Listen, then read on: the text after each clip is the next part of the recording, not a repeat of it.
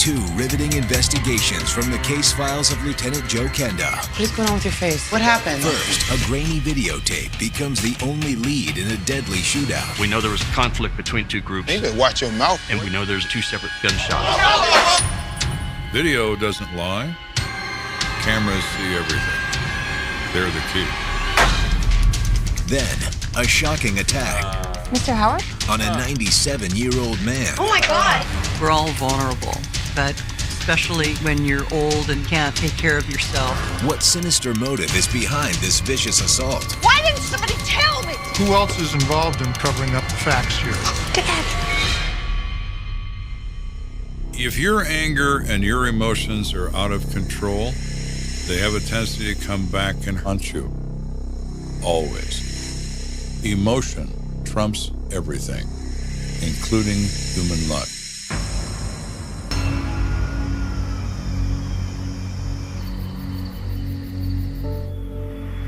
It's Saturday night in Colorado Springs. And store clerk Claretta Chandler is minutes away from wrapping up her shift. She's ringing up a purchase for a woman inside the store.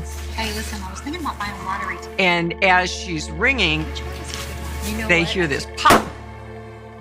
This caused both of them to give each one kind of a quizzical look, like, what did we just hear? Was that a car backfire? Did you hear that? As they're standing there, just trying to put it together what might have happened, they hear a second pop, and then... Oh my God. Oh my God. Oh my God. Oh my God. Ambulance.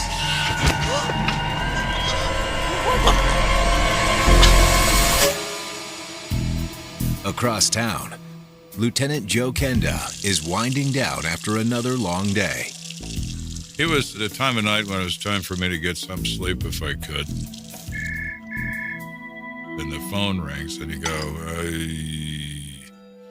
no bed tonight.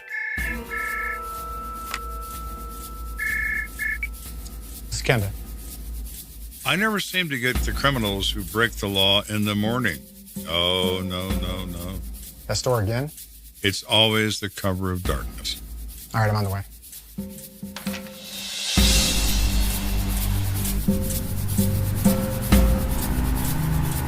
"15 minutes later, Kenda arrives at the scene and is greeted by Detective Brian Ritz. So here we are again, huh? Here we are again. Who do we got this time? Victim's ID'd as Willie McKay. He's 20. Took a gunshot wound to the chest, probably an exit wound, and then collapsed inside the store. And he's at Memorial Hospital right now. Where'd it happen? Witnesses say it happened over here in the lot, and then he walked inside the store. What we don't know is exactly where in the lot he actually got shot. Usually with a firearm, you get some kind of shell casing. So we're looking for physical evidence that might help identify the exact location of the scene. Even if investigators happen to find shell casings in the parking lot, there's no guarantee they were discharged during this particular incident. It's been an open-air drug market in that particular area for quite a few years, no matter what police efforts have been put in there. It would not be uncommon to find expended casings and slugs in this parking lot that had nothing to do with the shooting of Willie McKay. But then, Kenda hits pay dirt. Hey, Brian.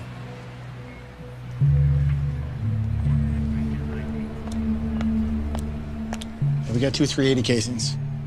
We got drops of blood here. They look fresh. Might have happened right here. How you doing? We got 2 casings. You want to go ahead and process those? Yes, sir. The EMTs mentioned an exit wound, right? They did. Let's see if we can find a slug. The human body is very dense, so a great deal of the energy of the bullet is absorbed by passing through the body and is generally close in the area where the victim was found.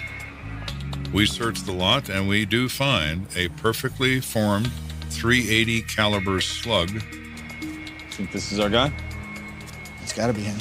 Look there. Still got bullet wipe on it. Bullet wipe is human blood that is seared onto the surface of the slug by the heat of this projectile passing through the body at supersonic speed.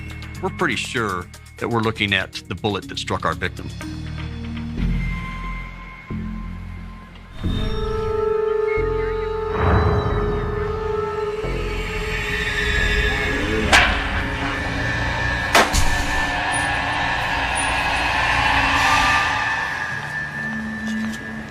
Hey, Lieutenant. We got a witness back here. Says he basically saw the whole thing go down. I'll go talk to him. Why don't you go inside and see what you can find out? All right. The uniformed officers at the scene introduced us to an individual named James McGraw. Mr. McGraw? Yes. I'm Lieutenant Kenda. I understand you were outside when this all happened? I was standing over there by my car. It was pretty crazy to see this all unfold. I kind of knew something bad was about to happen. I just had a gut feeling. And all of a sudden, this car pulled up. The two guys kind of got into a rumble. They were going at it for like a few seconds. And then the dude pulled out the gun and shot it up in the air. I was frozen. I couldn't really move. I was just kind of stuck in the moment. After that, all hell kind of broke loose. Then I saw another guy get into a guy's face and throw a punch. And at that point, I heard a second gunshot. Hurry up, man. Get in this damn car. The guy was standing in the parking lot like he was in a total daze. So then he made his way towards the convenience store. I kind of started to make my way in there. When I walked into the store, the victim had fallen to the floor, and it was blatantly obvious he had a chest wound. Can one of you get a paper towel or a rag or something? Hang in there, buddy. I'll never forget the sound of the gurgling and the dress he was taking. I mean, it was really hard to watch. Hang in there, buddy. You happen to hear anything they were saying, any names? No. All I know is there was really bad blood between these people. This confrontation goes to the max the minute those people arrive, which is a clear indicator that there is prior involvement between these individuals, and they don't like each other. Well, thank you for your cooperation. He's free to go. Got this. After questioning James McGraw, Kenda enters the store, where Detective Ritz has located another key piece of evidence. At this point in 1995, convenience stores have gotten wise to the fact that it's handy to have video cameras mounted, mostly because they get robbed so much. Witnesses make mistakes, witnesses get emotional, witnesses don't see things that are there to be seen. Cameras see everything. So who was working the counter, Claretta? Yeah, I just talked to her. She says the cameras are all working. Good, I told her after the last time they need to be fixed. She went to get the tapes. Here you go, Joe. Excellent. Thanks, Claretta. Good luck. Appreciate it. Yeah, we'll take a look at these when we get back to the station. Yeah. First, let's go to the hospital, see if we can find out anything about the victim. Sounds good. At Memorial Hospital, detectives learn Willie McKay is hanging on by a thread. Ritz and I go to the intensive care unit waiting room, and we find Tina Parker, who is Willie's sister. How are you, Miss Parker? We're all hoping that Willie pulls through. And I know it's a very difficult time, but there's a few questions that we need to ask.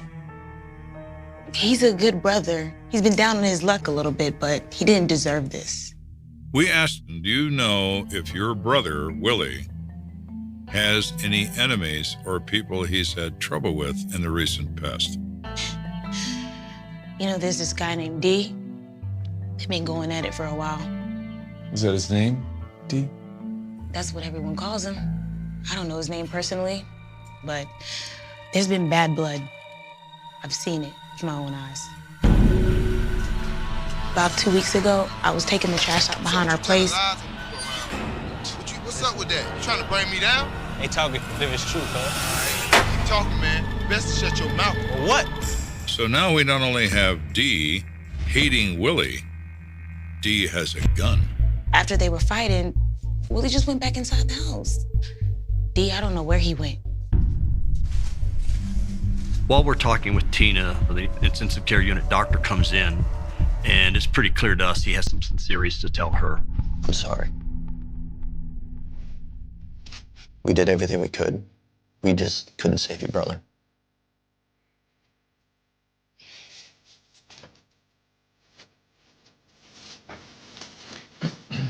I'm very sorry. As we were leaving, I just said to her, I will find who hurt your brother. That's what I do.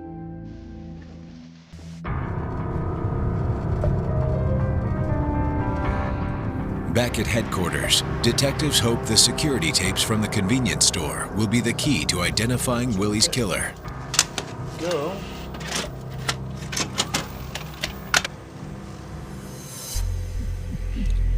You have to keep in mind, at that point in time, this was old, grainy, black and white tape. The quality is just awful. Somebody's own mother couldn't recognize them in this tape. Can't make out what's going on. It's like just a lot of pushing and shoving. Yeah. The tape clearly shows an altercation in the store's parking lot, but that's just about the only thing that is clear. However, the video's not entirely useless. What's that in the rear window of the car the shooter's getting in? Almost looks like a temporary tag. Well, that means the car's been purchased in the last month. Yeah, but from where? It looks like a Honda. How many could there be? They were sold to an African-American between 28 and 30 years of age who goes by the nickname D. We have to hope that it's a local dealer, but it is at least a lead. What the dealer can probably produce for us is a name. And once I have a name, we're in business. We're investigating the shooting death of Willie McKay at a local convenience store. Right now, the only leads I have are a grainy video and a guy who once threatened Willie, who goes by the name of D. The following morning, Detective Brian Ritz returns with an update. So it turns out that car was leased not 3 weeks ago to a guy named Dirk Waters. Wonder if Dirk Waters is our man D. Dirk Waters' home address is less than 3 blocks from our crime scene. You can go check it out? Sure. Kenda here. Really? Okay, we'll be right down. And get this. Looks like we don't have to go looking for Dirk Waters. You're kidding. Yeah, he's downstairs with somebody. Says they want to come forward as witnesses. Our fortune increases dramatically.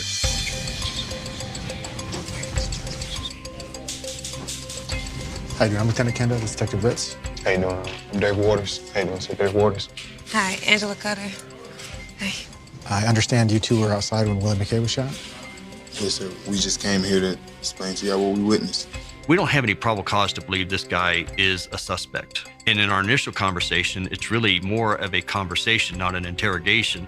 But all of that changes in an instant. When we saw in the newspaper this morning that the guy died, I told Dee we should go to the police and say something. Well, my. You go by D? Yes, sir, I do. We now know that this is at least a good suspect. Angela, why don't you go with Detective Ritz? Mr. Waters, if you'll come with me. Okay. So you always separate individuals so that there's no collusion going on between the storytelling. Have a seat.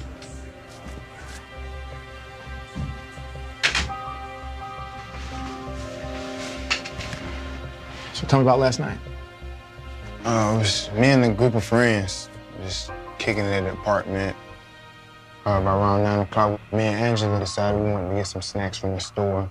There was a guy, Junior, at the apartment. Didn't really know him, but, you know, he was like a friend of a friend. He decided to ride with us. Dirk Waters explains that while Angela was inside the store, he and Junior were hanging out in the parking lot. We kicking it outside, and next thing you know, Willie pulled up. Them ain't real gold, so, bro, yo, y'all gonna stop coming. You know these guys? You know these guys? Swing Willie, let go. You know I said don't call me that. Hey, bro, back that. So Willie just came out of nowhere? Why? Do you know him? Waters explains that he knows Willie from a social perspective. Met him through a friend. But lately, you know, he's just been tripping, just bugging out on me. Saying I have a thing for his sister. I understand it, yup. So they comfortable? Yeah, they very comfortable. Like walking Dana! What's going on? Talk to me. Hey, bro, what's up with you having eyes for my sister, dog? Bro, you a married man, cuz you know you can't be doing that. You better watch your mouth, boy. Maybe I should call the MPs down at Fort Carson, man. Let them know you've been cheating on your wife. This infuriates Waters because he had been in the Army for 8 years. He intends to make the Army his career. The military has very strict rules about adultery. They see it as a crime. Sounds like he really pissed you off. Pissed enough to shoot him? I didn't shoot him. Here's the thing. We have eyewitnesses that saw you fire a gun after fighting with him a couple weeks ago. Are you saying that wasn't you either? He immediately admits to it. Yeah, I did it. I was so angry, I pulled out a handgun that I had and I fired in the air to make Willie go away. So at the store, maybe that was a chance to finish things once and for all? I'm telling you, man, I didn't shoot him. It looked weird, but I ain't shoot that guy. As soon as we heard the gunshot, we got the hell on, me, Angela, and June. Dirk goes on to explain that people in the neighborhood, they all know that there's bad blood between Willie and I. And when I saw in the paper that Willie had died, I thought I better get down here to the police station and explain myself. That's why I came down. In an adjoining interview room, Detective Ritz is pressing Angela for her version of what happened. I didn't know anyone actually got shot until I read it in the paper this morning. Is that right? Angela tells me she's inside the convenience store. She hears the commotion and she hears the shot.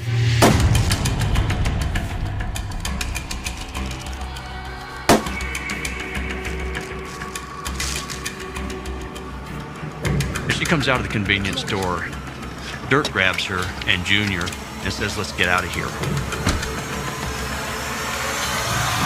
So you didn't see the shooter? No. All right, what happened next? We just dropped Junior off at some corner, and then we went back to my friend's apartment. Okay, where's Junior now? I don't know. Told you I just met the guy. I haven't seen him since.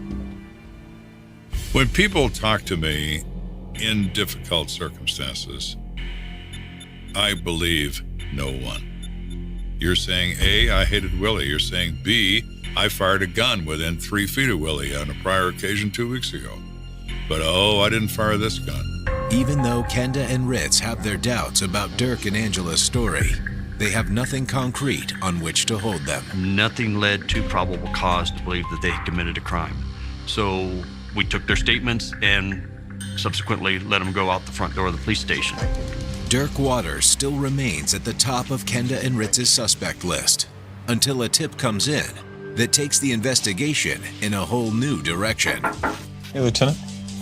So we just got a phone call from somebody asking if we'd picked up David Reese yet for the murder of Willie McKay.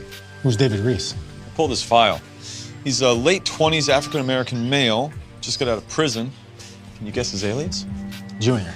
Bingo. Well, now that fits very nicely. Because Dirk says, and Angela says, the third person in the car was Junior. What do you know? Maybe our friend Dirk was telling us the truth after all. Don't ever assume you're right until you know you are. There is never, ever an end until you reach it.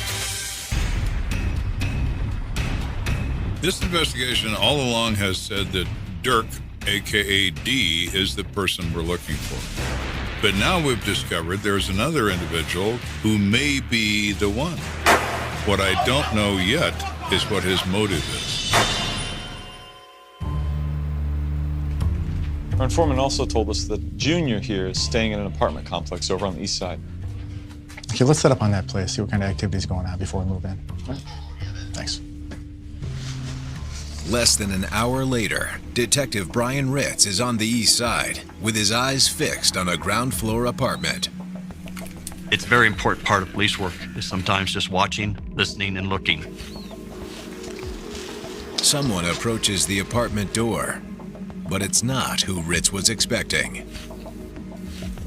I'm looking for a black male to go into this room, and I see a young white female, something we didn't expect.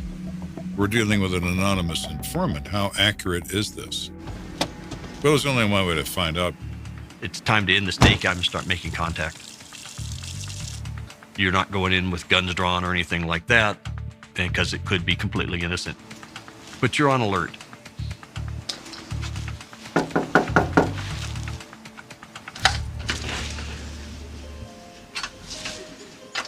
May I help you? Ma'am, my name's Detective Brian Ritz.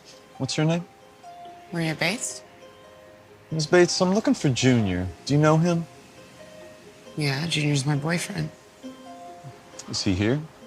No? Do you mind if I come in for a second? Sure.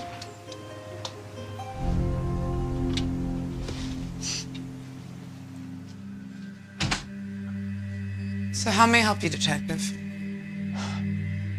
How long have you known Junior? A few months now.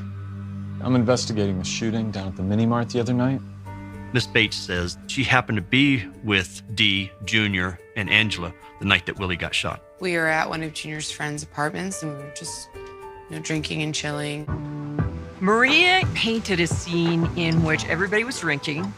Dee was playing around with a gun, and he was getting more and more agitated, talking about this person he knew that was telling lies about him. Forget that. Trying to snitch on me, talking about cheating on my wife.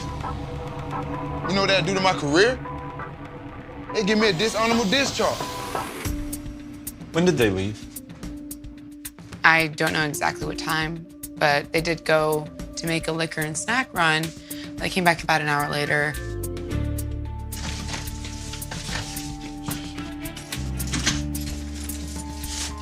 She said when they came back, What is going on with your face? Junior had a cut what on happened? his face, Hit you? and that everybody was very upset. What's going on, guys? Nothing. Come on, let's just get out. Yes, I'm calling to see if Willie McKay was admitted. Hey, man, come on. Baby, nothing. I ain't talking to her. Oh. He's dead. What happened after that? Junior and I left. Where is he now? I don't know. I haven't seen him since yesterday. We need to hear from you if you see him again, if he calls, anything. Sure. Appreciate that. We have a statement from Angela that they dropped Junior off on the road and then went home. Now we have Maria saying that Junior, Angela, and Dee showed up at the apartment. Detective Ritz wonders, had Dirk and Angela been lying during their initial interview? Or was Maria lying to them now in order to cover for Junior? Kenda finds out the answer that afternoon. We recover enhanced images from the videotape.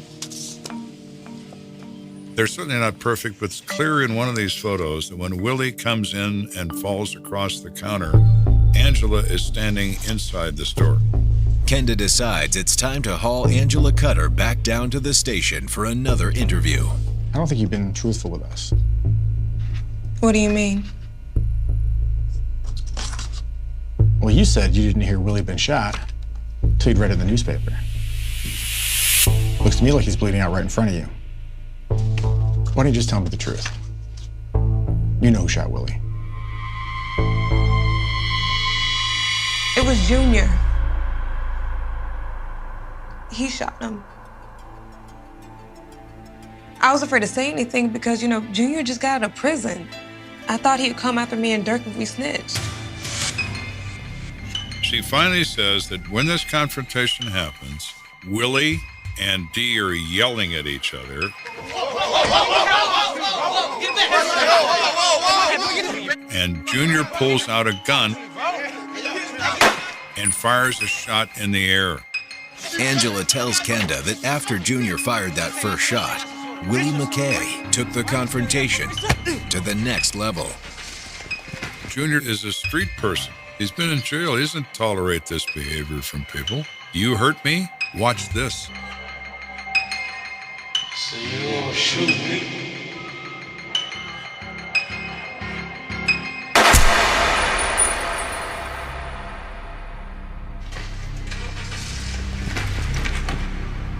Willie then staggers inside the store.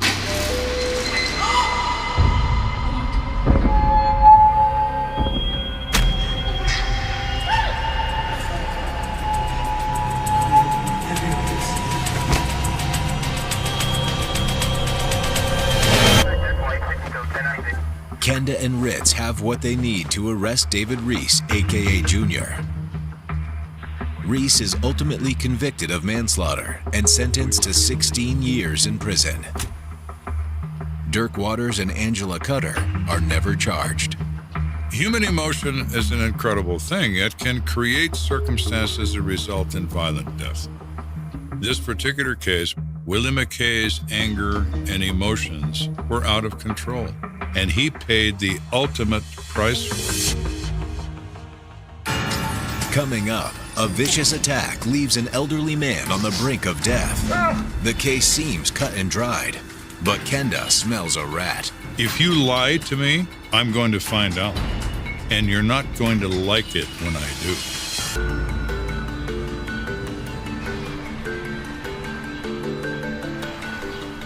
After helping win a conviction in a hard-fought double homicide case, Lieutenant Joe Kenda is celebrating with a little light housekeeping. It's always a very good feeling when you end a case with the incarceration of the accused. But those moments of success can be interrupted by someone walking into your office and telling you what your next problem is. Hey, Lieutenant, I just got something. I think you're going to want to be a part of this. What's up? A woman just called from the hospital, and she claims that her 97-year-old father, John Howard, was attacked. What the hell? 97? What a horrible thing. 97 years old and you've been assaulted? How could this be? Well, it's easy, really. There are humans on this planet. What's his condition? Not really sure, but it doesn't sound good. Let's get down there. When you get a call like this, various scenarios start running through your mind. We only know what we've been told. He's been assaulted, and he may die as a result.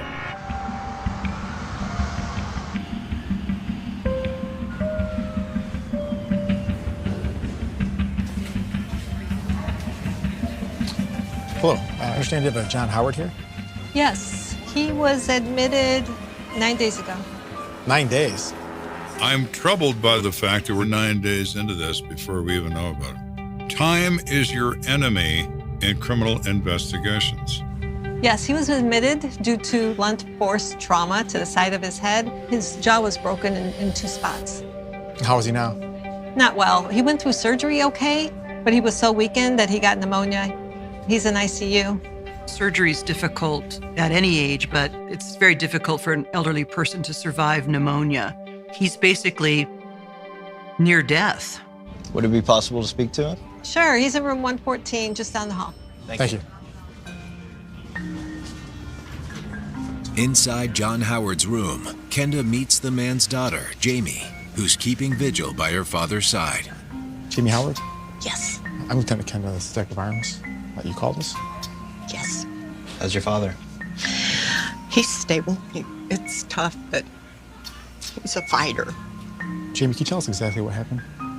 Well, he's been a patient at Norton's nursing home for about 8 years. And I thought it was a great place until today. No, I don't know. Jamie explains that earlier that morning she drove down from Denver for a surprise visit with her father. But when she arrived at the nursing home... Hey, Dad? Dad? Hey, Dad? Her dad was nowhere to be found. What the hell? Where's my father? John Howard. John Howard? Yes. He fell and hurt himself. He was taken to St. Francis Hospital. Been there over a week. A week? Why didn't somebody tell me? I'm sorry. She immediately drove to St. Francis Hospital and was horrified when she saw the condition her father was in. Daddy.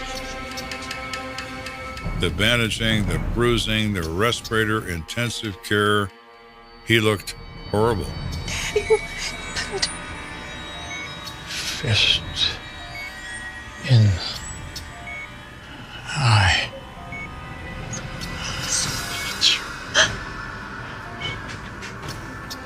What she heard him say was simply fist in eye. He didn't make any other comments, and that's all she heard. I looked at him in the bed, and there's not a mark on his arm. The only mark is on his face. Unless he found a way to fall and land on his face only, he didn't fall down. Somebody did this to him. And I find it a little weird that they didn't immediately tell me about it. Well, you did the right thing by calling us. We'll get to the bottom of it. Thank you. Thank you. Is it an accident? Is it intentional? Could be either one. We are beginning with an injured patient. We have to end with an explanation for how this injury occurred. Detectives begin their investigation at Norton's nursing home, where John Howard's injury allegedly took place.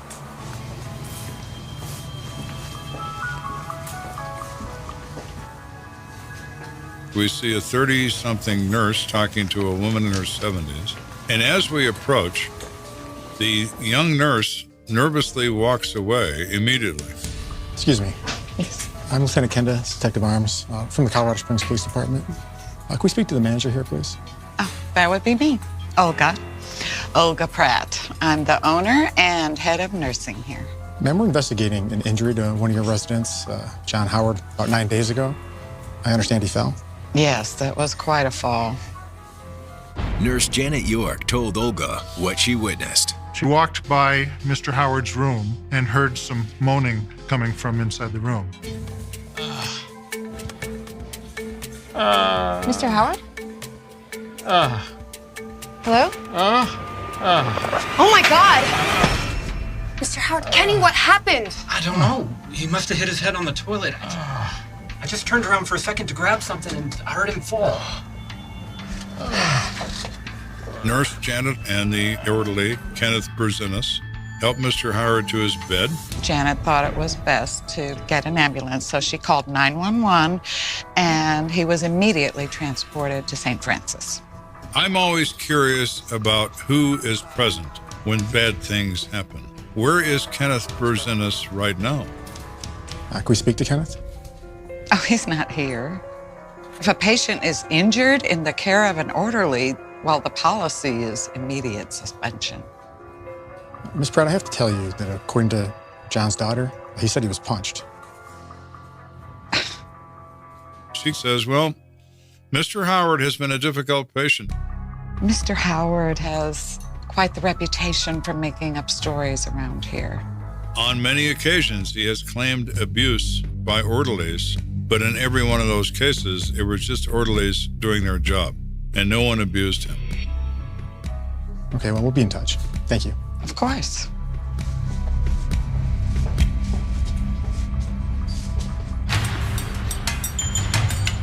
That afternoon, detectives run a background check on Kenneth Brzezinski.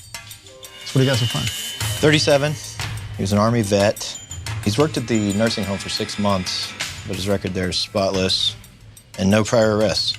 I want to get a hold of Mr. Brzezinski and see what he has to say. So I intend to get an explanation from him as to exactly where he was when this injury occurred. Did he witness the fall or only the aftermath? Hey, sorry, didn't mean to interrupt you guys. As I was considering that, a knock comes on the door. There's a woman out front, goes by the name of Janet, said she would like to speak with you.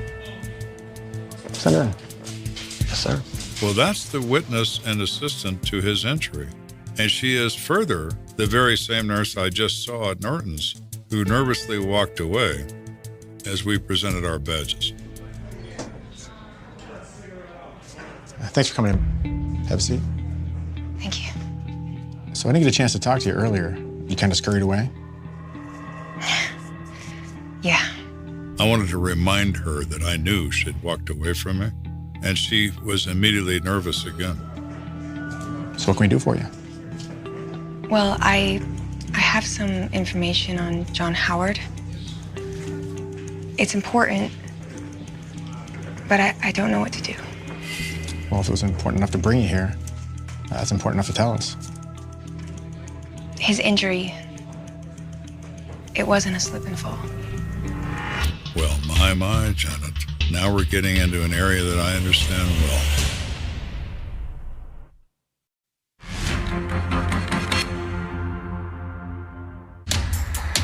We're investigating an injury that occurred to a 97-year-old nursing home patient when a nurse named Janet York comes forward to my office to say that she knows this injury was not the result of an accidental fall. So what exactly happened? I was walking by Mr. Howard's room when I heard moaning. So I went in. What's going on? What happened to his face? Guess I lost it. hit him. Janet tells Kenda that the man who assaulted Mr. Howard was the orderly, Kenneth Berzinis. Well, thank you for coming. We'll take care of this. Skip, why don't you go over to the nursing home and have another chat with the owner, Miss Pratt. I'll send Fiorello to pick up Mr. Berzini. Yes, sir. Right this way, ma'am. So I assign Detective Ken Fiorello to locate and arrest Kenneth Berzinis for one count of assault on the elderly.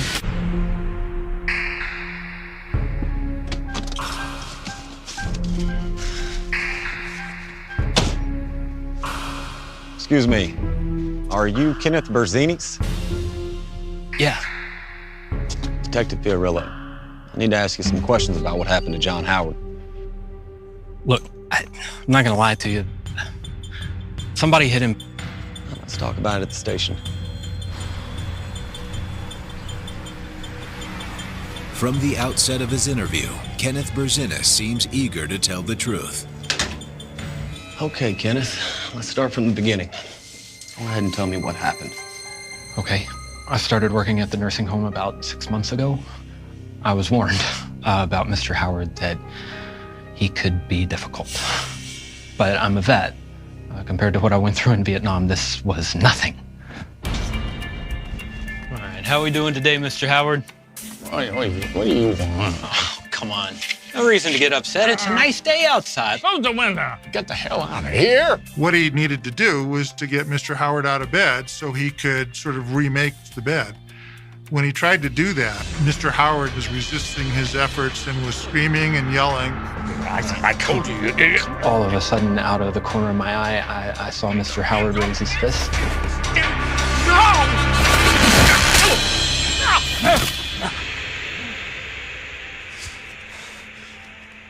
Something in me just, oh my God, triggered. So you mean to tell me you couldn't dodge a punch thrown by a 97-year-old man? I don't know what happened. I'm sorry, and I'm ashamed. I know he was hurt really bad. I didn't mean to react that way. Okay, Kenneth, I believe you. But Olga says that you told her that he slipped and fell in the bathroom. Now, why lie about that? Berzinis looked at Fiorello in absolute shock and said, I told her I hit him. And I hurt him badly, and I was afraid that maybe I killed him. I never lied. I told Olga exactly what I told you, I swear. Okay, Kenneth, I believe you. I do. Thank you for being honest with us. With Kenneth Berzinis' confession in tow, Kenda sets his sights on a bigger fish, Olga Pratt. We have a conspiracy that involves the owner of a nursing home. How deep does this go?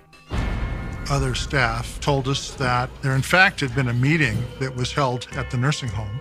This whole thing with Mr. Howard, it was a terrible accident. And that's going to be our story. Got it?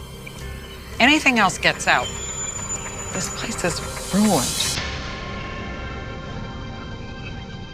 Armed with these additional statements implicating Olga Pratt in the cover-up, Kenda puts the squeeze on her. Thanks for coming in, Miss Pratt. There were just a few things we wanted to go over. How can I help you, detectives? We just need a little clarification on what happened to Mr. Howard. He fell in his bathroom. Is that right? That's right. He took quite a spill, so obviously we had him taken to the hospital right away. That's strange. That's not what Count Berzanis told us. He says he told you that he hit Mr. Howard. Well, quite frankly, Lieutenant, you'd be a fool to believe anything Kenneth Berzanis has to say. You know, right away you could see that she had an attitude. She was smug, and it was almost like an insult to her that we were questioning what she had already told us. Well, I guess we're fools then, because I believe he's telling the truth. And we talked to several of your staff members that confirmed it. Olga Pratt is willing to do anything to save her business and herself. Now, is it against the law to lie to the police? No, not against the law to do that. But it's against the law to engage in a conspiracy to conceal assault on the elderly, and that's what we're going to charge her with. Miss Pratt, I'm afraid you're under arrest. What? Arrest? What for? But I haven't done anything. Miss Pratt, please come with me. No, this is outrageous. I have responsibilities. Olga Pratt is convicted of accessory to crime and conspiracy to commit accessory to crime. She is sentenced to 4 years probation. The scary reality of this case is that we're all vulnerable, especially when you're old and can't really take care of yourself, that you're putting your life basically in strangers' hands. As for Kenneth Berzinis, he is also sentenced to probation and ordered to serve 2 years in a work release program. I feel sorry for Kenneth Berzinis. He had emotional issues from serving his country in Vietnam, and he's been completely cooperative. But the fact remains he assaulted and nearly killed a 97-year-old man. It began with a box, dusty, half-collapsed, tucked away in the corner of a forgotten evidence room in a county sheriff's office west of Dallas. Inside were photographs, yellowed reports, a torn flannel shirt sealed in plastic, and a single pawn shop receipt dated 12th June, 1993. For 30 years, it had sat there untouched. Just another relic of a case no one wanted to talk about. The name on the folder read, Melissa Jo Harlan, age 22, missing, presumed dead. Back then, in the summer of 1993, Caddo Mills was a quiet Texas town caught between fields and freeways, too small for scandal, too ordinary for headlines. Melissa worked nights at a roadside diner, saving money to study nursing. She was bright, soft-spoken, the kind of person everyone described as sweet. And one humid Friday night, after her shift ended, she vanished. Her car was found 2 miles away. Door open, key still in the ignition, purse on the seat. It looked staged, too neat, too deliberate. The sheriff at the time, Roy Tillman, ran the investigation like a man chasing smoke. There were no witnesses, no struggle, no blood. Just tire tracks that led nowhere and a trail of rumors that spiraled through the town like wildfire. Some said Melissa had run off with a trucker. Others whispered about a jealous boyfriend. But in the official report, it simply read, no evidence of foul play at this time. The boyfriend, Eddie Caldwell, 25 years old, worked at a local garage, was the first to be questioned. He said they'd argued earlier that week about money. But she'd called him that night, said she was fine, said she'd see him tomorrow. He had an alibi, airtight on paper. He was in Dallas at a pawn shop that evening, selling an old shotgun for cash. The receipt proved it. Case closed. For the sheriff, that was enough. For the town, it was easier to move on. But Melissa's mother didn't move on. Every Sunday for years, she drove the same road where her daughter's car was found, parked at the same shoulder, stared into the fields as if waiting for something to appear. She wrote letters to TV stations, begged for help, sent her own money to private detectives who always came up empty. She said she knew, deep down, that Melissa hadn't run away. Someone took her, she told reporters. Someone right here. By the late 2000s, the story had faded into a footnote. Then, in 2023, a new sheriff took office, Clara Jensen, sharp, skeptical, and determined to modernize the department. She reopened several cold cases, including Melissa's. Every file tells a story, she said during a press briefing, and sometimes it's not finished. When an intern began digitizing old evidence logs, they stumbled across that pawn shop receipt. Something didn't fit. The handwriting was faintly off. The signature looked mechanical, not human. That small inconsistency sparked something. Sheriff Jensen ordered the file re-examined. Forensics had come a long way since 1993.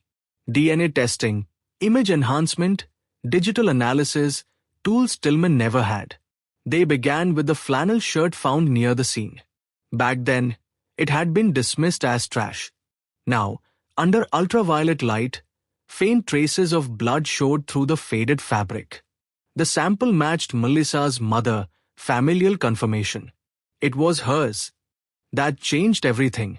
Suddenly, the case was no longer a missing person report. It was homicide. The team began reconstructing the timeline of that night. Witnesses were hard to find, memories blurred by decades.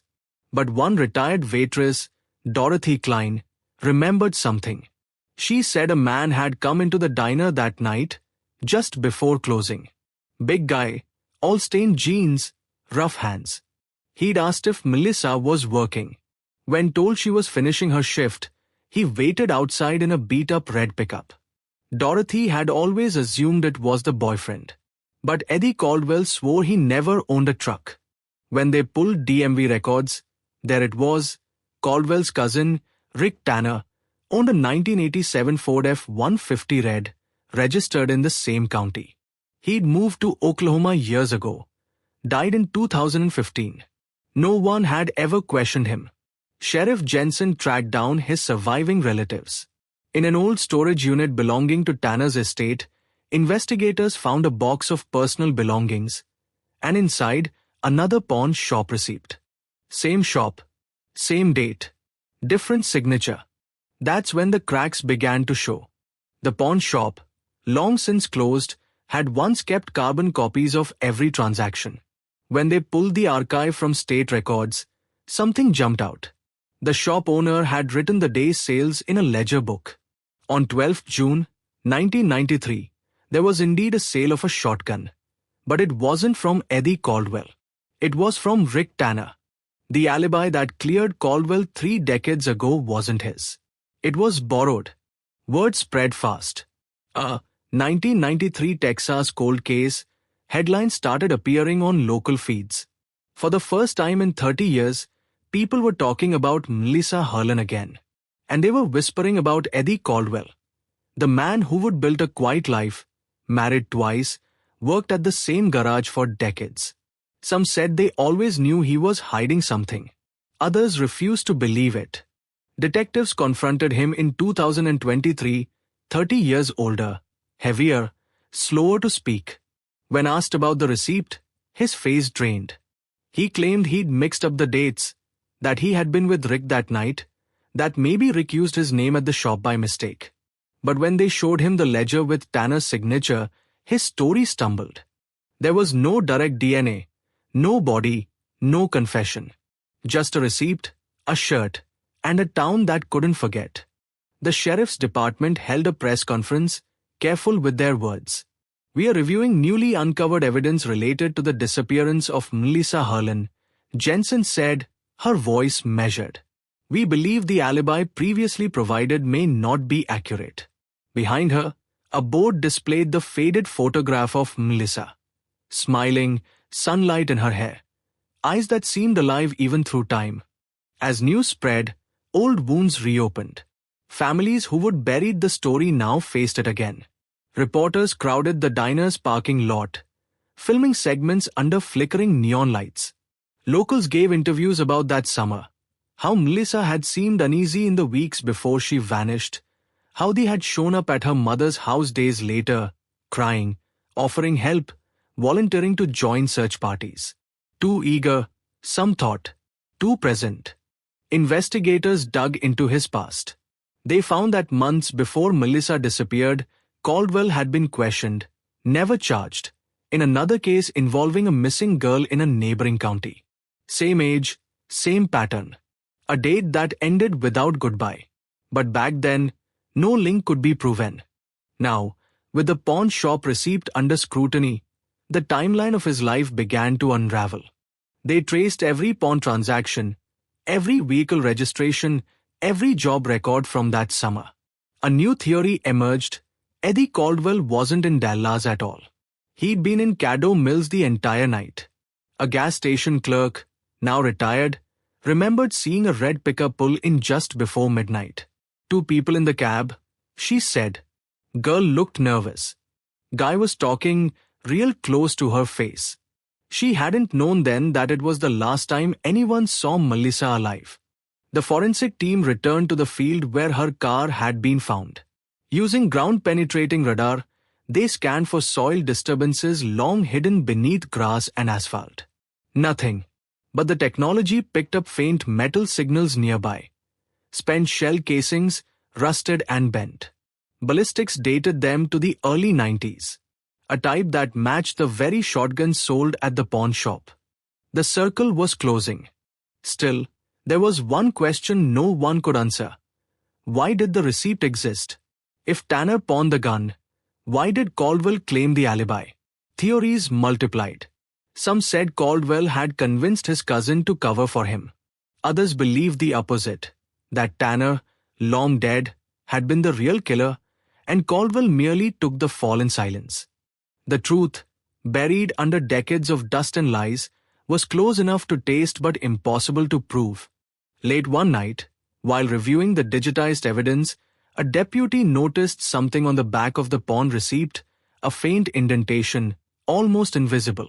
When enhanced under oblique light, it revealed numbers, coordinates. They led to a creek bed 15 miles outside town, a place locals used for fishing in the early 90s, now overgrown and forgotten.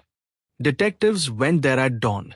In the mud, they found fragments of fabric, blue and white, flannel, the same pattern as the shirt, and beneath it, what appeared to be human bone.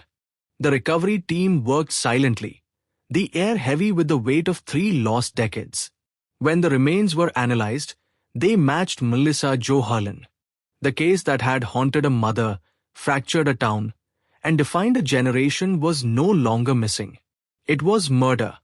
But the mystery wasn't over. Caldwell was questioned again, now as a suspect in a homicide. The pawn shop receipt, the once innocent piece of paper that cleared him, was now the very thing unraveling his life. And somewhere between guilt and memory, he whispered one thing under his breath as they led him away. It wasn't supposed to happen that way. The interrogation room was small, windowless, the kind of place where time loses meaning. Eddie Caldwell sat at the metal table, hands clasped, eyes fixed on the surface as if he could still see the reflection of the man he used to be. Across from him, Sheriff Clara Jensen flipped through the case file, page by page, until she stopped on the pawn shop receipt, the same one that had once saved him. She placed it in front of him. "Tell me again," she said quietly, "where you were the night of 12th June, 1993. He hesitated, throat tightening. "I told you. I was in Dallas." She didn't blink. "Selling a shotgun." He nodded. "Whose gun?" "Mine." She slid another document across the table. The pawn ledger, Tanner's signature in faded ink. "No, Eddie. It wasn't." For a moment, silence hung thick in the air. The hum of the fluorescent light seemed to grow louder. Then he laughed, a dry, broken sound that didn't reach his eyes. "You people think you found something, but you don't know what the hell you're talking about." Jensen leaned forward. "Then explain it to me." But he didn't. He just stared at the receipt, the edges curling under the heat of the overhead lamp, as if 30 years of lies were burning in slow motion. Outside the room, deputies watched through the one-way glass. "He's rattled," one of them said. "You can see it." Another shook his head. "Nah, that man's been living this life for decades. He's not gonna crack easy." Caldwell wasn't handcuffed. Not yet. The evidence wasn't enough, not for a conviction. But the discovery of the remains at the creek had changed everything. DNA confirmed it. Melissa Jo Harlan. Cause of death, gunshot wound to the chest. Estimated time of death, between 11:30 p.m. and 12:30 a.m., 12th June, 1993. Eddie's supposed pawn shop visit? Recorded at 11:47 p.m. Too perfect. Too neat. Sheriff Jensen left the room and joined her team in the hallway. "Get me everything," she said. "Every call, every address, every person connected to that pawn shop." The investigation expanded like wildfire. Old deputies were tracked down and re-interviewed. Records from the original sheriff's office revealed inconsistencies. Missing pages, altered timestamps, handwritten notes changed after the fact. Someone had doctored the file, and the more they dug, the uglier it got. In 1993, Sheriff Roy Tillman had been facing re-election. The town was small, his reputation fragile. A missing girl could destroy him. A quick resolution, a clean alibi, a statement of innocence was convenient. He declared Melissa a runaway, closed the file, and let the town forget. But now, 30 years later, his choices were under a microscope. Jensen called him in for questioning. He was in his late 70s, retired, living on a ranch outside town. When she mentioned the Herlin case, his face hardened. That again? Thought that was put to bed years ago. It wasn't, she said. You made sure of that. He squinted. You think I covered for him? I think you wanted your election clean. I think when that receipt came across your desk, you didn't care who it cleared, as long as it closed the file. Tillman's hands trembled slightly. You weren't there, he muttered. You don't know what it was like. That town was eating itself alive. Rumors, hysteria, we needed calm. Calm, she repeated. You buried a murder to keep things quiet. He didn't answer, just turned his eyes to the window where the Texas sun was falling low behind the hills. You find who really did it, he said at last. Then you can judge me. The deeper Jensen's team went, the more the pieces began to realign. One night, a deputy named Miller stayed late at the office, rewatching the recorded interview.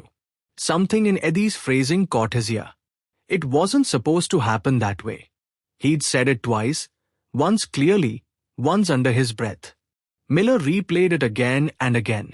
The emphasis wasn't on it, but on that way. What other way had there been? They pulled Caldwell's phone records, his financials, even his old employment files from the garage. Among the dusty records was a note from 1993, a repair order for a red Ford F-150. The owner? Rick Tanner. The service date? 11th June, one day before Melissa disappeared. A signature scrawled at the bottom read, completed by EC. It wasn't just a coincidence.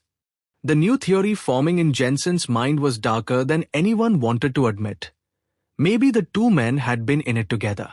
Caldwell and Tanner had grown up side by side, cousins raised more like brothers. Both worked odd jobs. Both hung around the same bars. Both had tempers they couldn't hide when drunk. In '93, they were seen together constantly. Until, suddenly, they weren't. Tanner's death in 2015 had closed one door, but it left another wide open. What if he'd taken a secret with him to the grave? A team was sent to Oklahoma to search Tanner's former property. There, in a rotting barn behind the main house, under a pile of rusted tools, they found an old metal lockbox. Inside, 2 Polaroids, grainy and faded. Melissa, in the diner parking lot, sitting on the hood of a red truck, smiling nervously. On the back of one photo was written in blue ink, "She didn't deserve it." The photo was dated 11th June, 1993. It was enough to reframe the entire case. The FBI was called in for consultation. Behavioral analysts reviewed the evidence, the interviews, the pattern of control, manipulation, violence. Their conclusion was chilling. Melissa likely knew her killer. The murder wasn't premeditated. It was emotional, impulsive, born out of rage and panic. And the pawn shop receipt? It wasn't just an alibi. It was an act of erasure. One man helping another rewrite time. The town of Caddo Mills, quiet for decades, erupted in speculation. News vans parked outside the sheriff's office. Reporters dug up old yearbook photos, interviewing classmates, co-workers, anyone who remembered Melissa or Eddie. The headlines came in waves. Pawn shop clue reignites 1993 cold case. Texas mechanic under scrutiny in decades-old murder. Receipt that cleared man now brings him down. Each story added pressure. Caldwell's second wife left town, refusing to comment. His grown son told a reporter, "He's not that man anymore." But even that sounded hollow. Jensen knew the clock was ticking. Without a confession, the case could collapse again, this time under the weight of doubt and memory. So she played her last card. She brought him back into the room, slid the Polaroid across the table. He stared at it for a long time. His eyes went distant. Where would you get that? From your cousin's place, she said. Looks like you were both there. He shook his head slowly. You don't understand. Rick, he wasn't right in the head. Tell me what happened. He exhaled, long and shaky, as if releasing 30 years of poison. She was supposed to leave. That night. Said she was taking the bus to Austin. I didn't believe her. I thought she was bluffing. Rick said he'd talk to her. Calm her down. He looked up, voice cracking.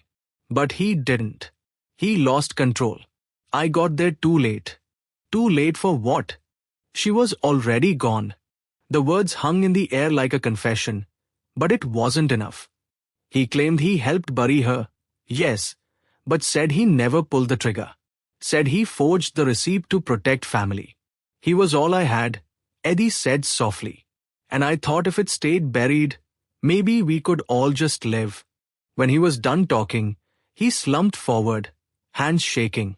Jensen didn't move. She'd heard this kind of half-truth before, guilt tangled with covered eyes. Later, investigators confirmed one more detail.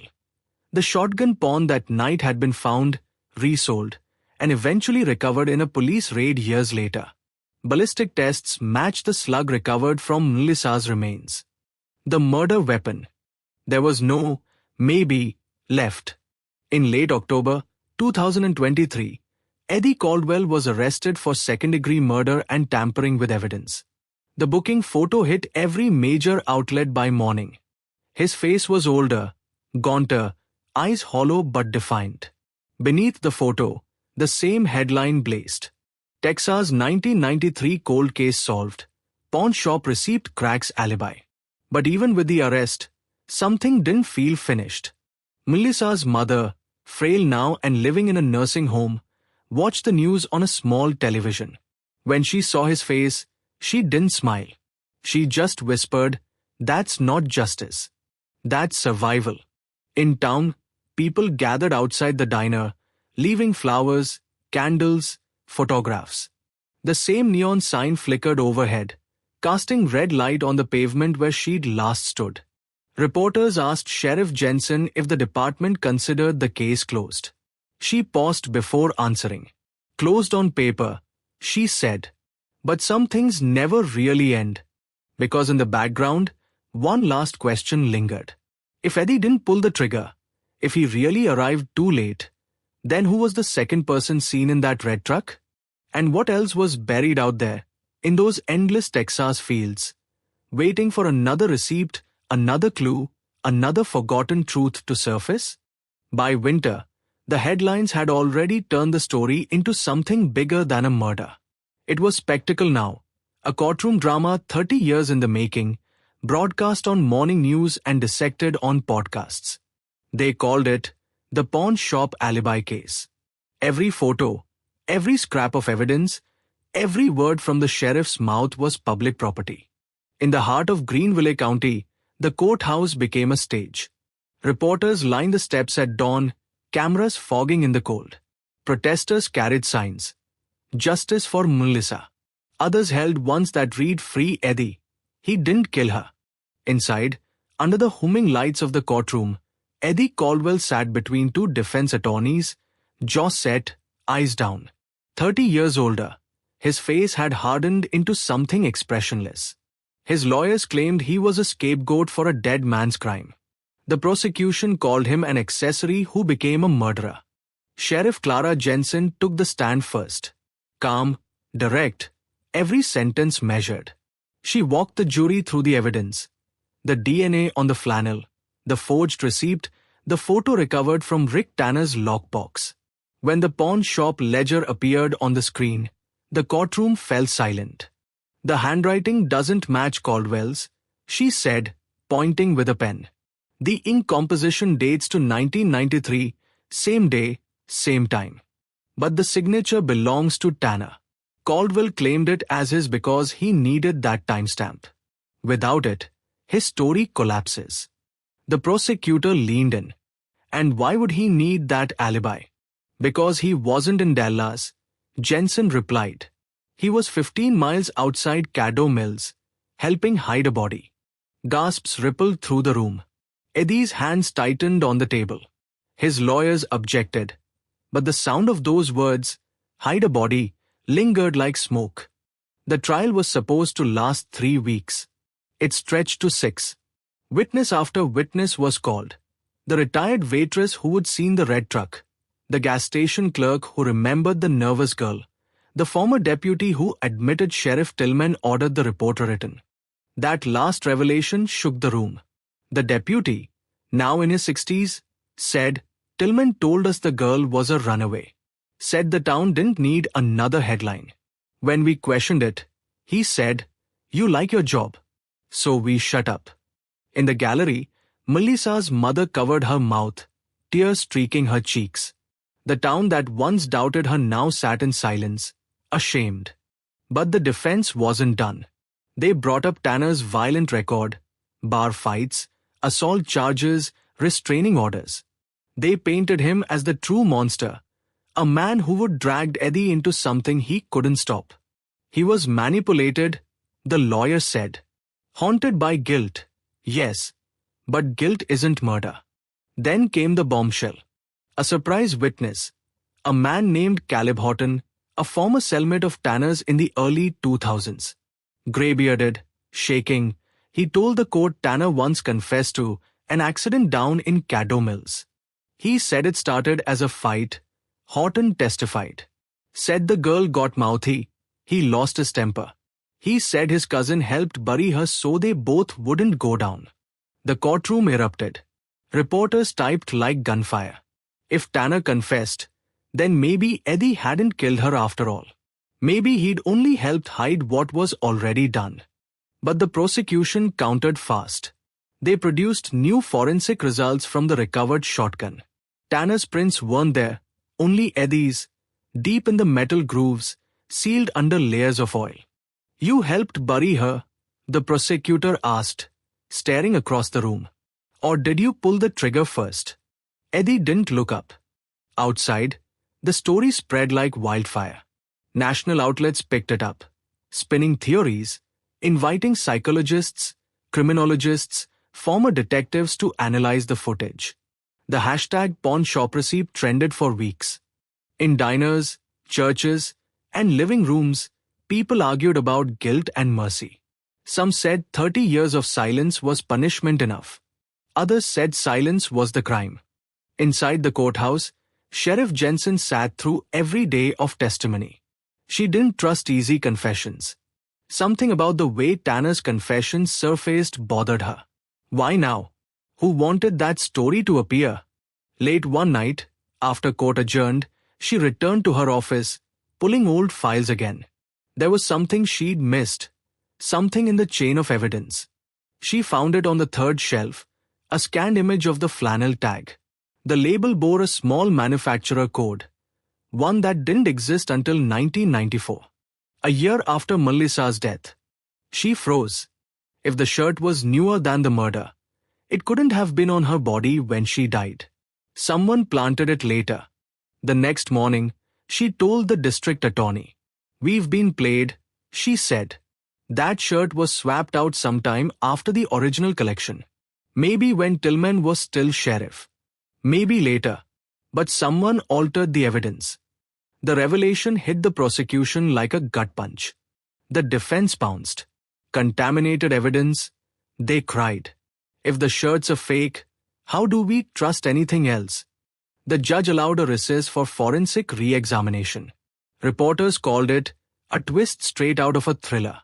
In the following days, technicians tested every remaining item, bag seals, timestamps, ink composition. The result was devastating. At least 2 evidence bags had been reopened and resealed sometime between 2000 and 2003. Someone inside the department had tried to fix the case before it was even cold. All eyes turned back to former Sheriff Roy Tillman.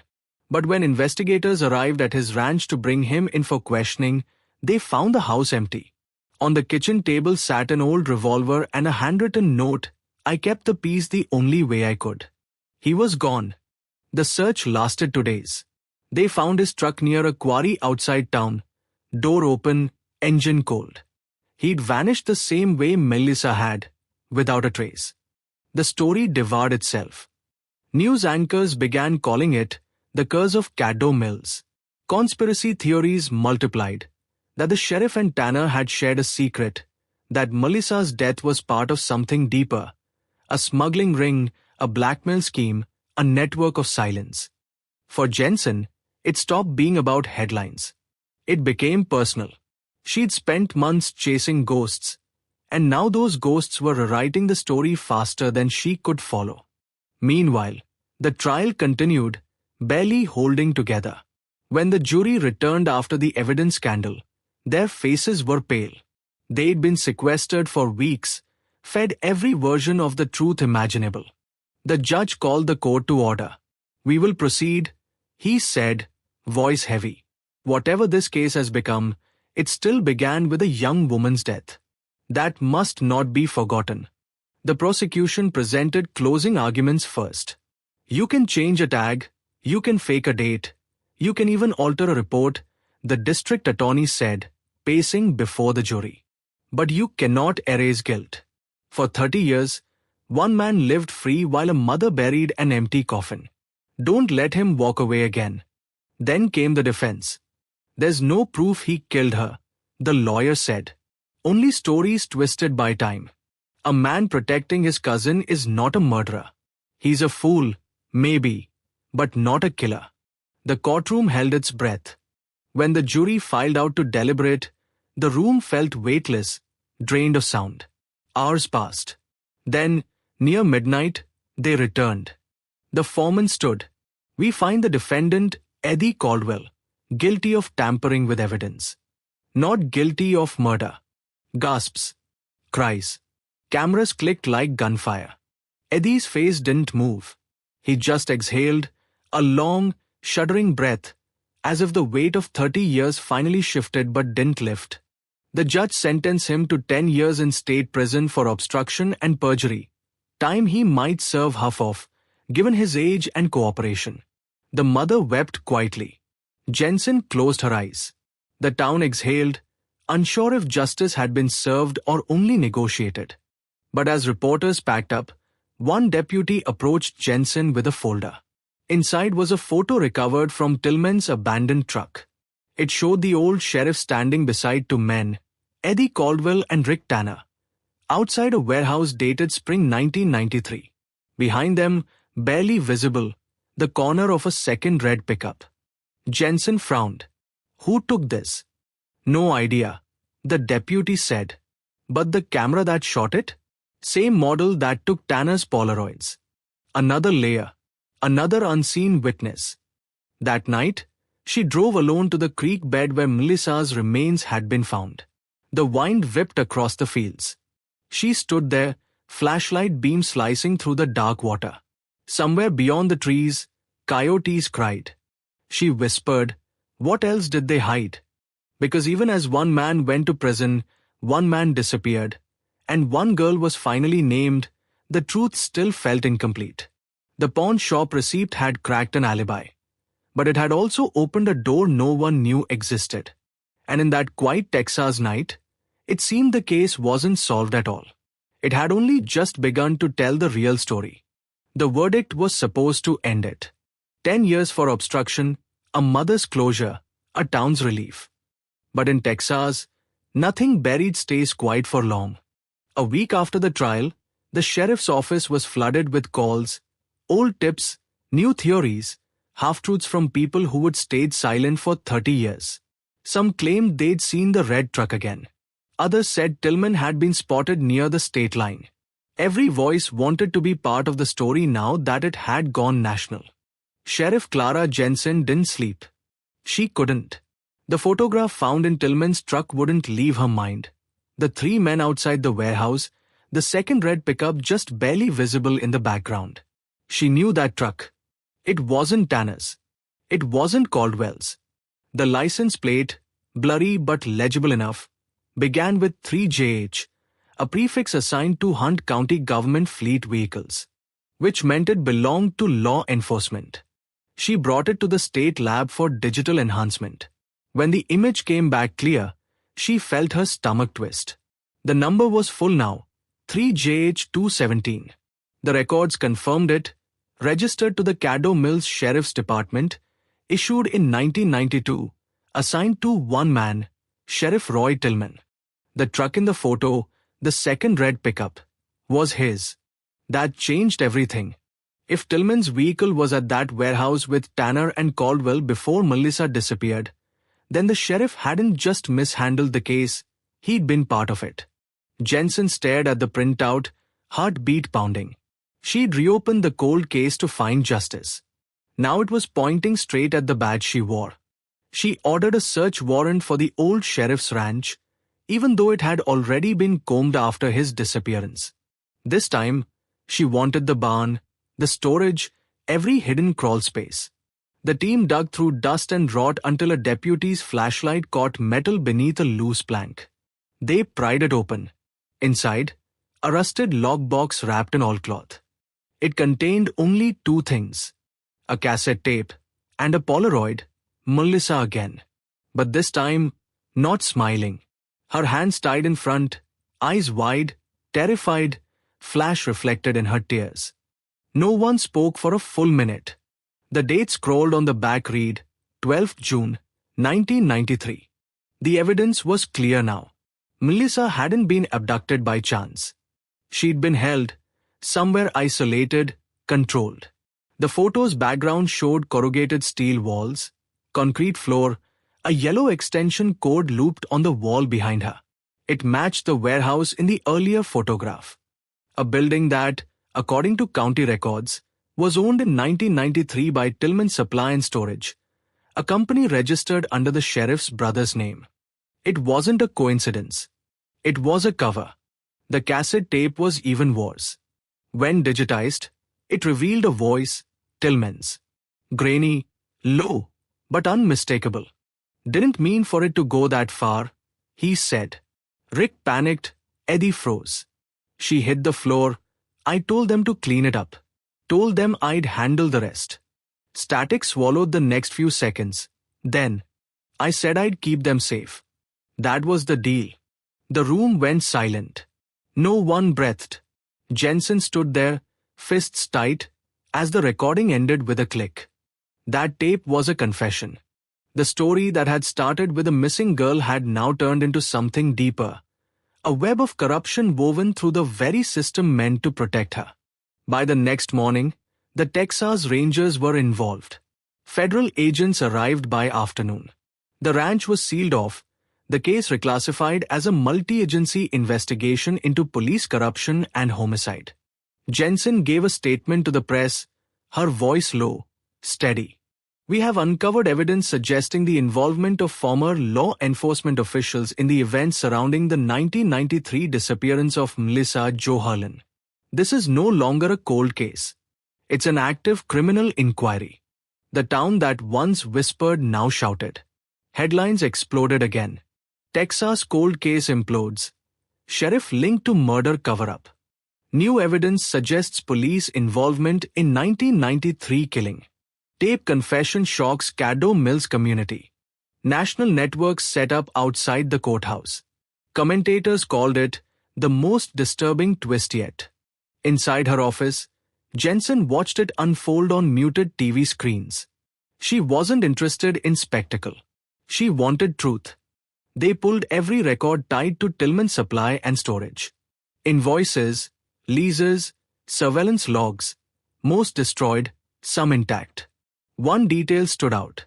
In the months before Melissa vanished, the warehouse had been rented out for equipment maintenance. But the listed equipment didn't belong to any department. It belonged to a private security firm called Black Prairie Logistics, a shell company, registered under a P.O. box in Dallas. No employees, no contracts, no taxes. Something else had been happening there. The FBI traced the financials. Money flowed through Black Prairie to Tillman's personal accounts, disguised as consulting fees. Nearly $60,000 over 2 years. Enough to buy silence.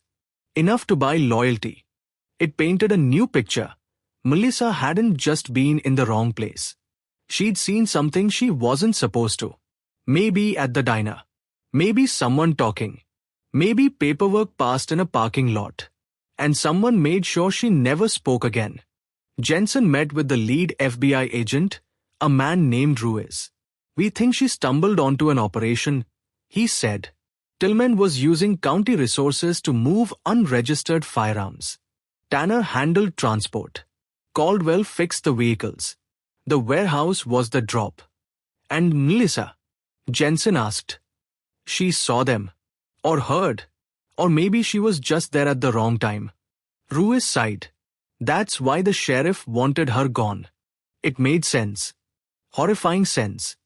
But the deeper they dug, the stranger it became. Because Tillman hadn't acted alone. Financial records showed at least 3 other deputies receiving side payments during that time. 2 were dead.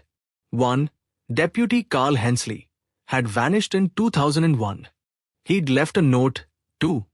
Just one line. "You can't bury ghosts." The circle of silence widened. As the feds built their case, Jensen drove out to the old warehouse, now sealed with yellow tape. Inside, dust floated like ghosts in the beam of her flashlight. Rusted hooks hung from the rafters. Oil stains marked the floor. And near the back wall, half covered in grime, was a painted phrase, "Keep your mouth shut." Someone had written it decades ago. But the message still burned fresh. She stood there for a long time, the sound of the tape looping in her mind. The sheriff's voice, calm, rehearsed, like a man explaining a weather report. "I told them to clean it up. I said I'd handle the rest." But there was something else in that recording.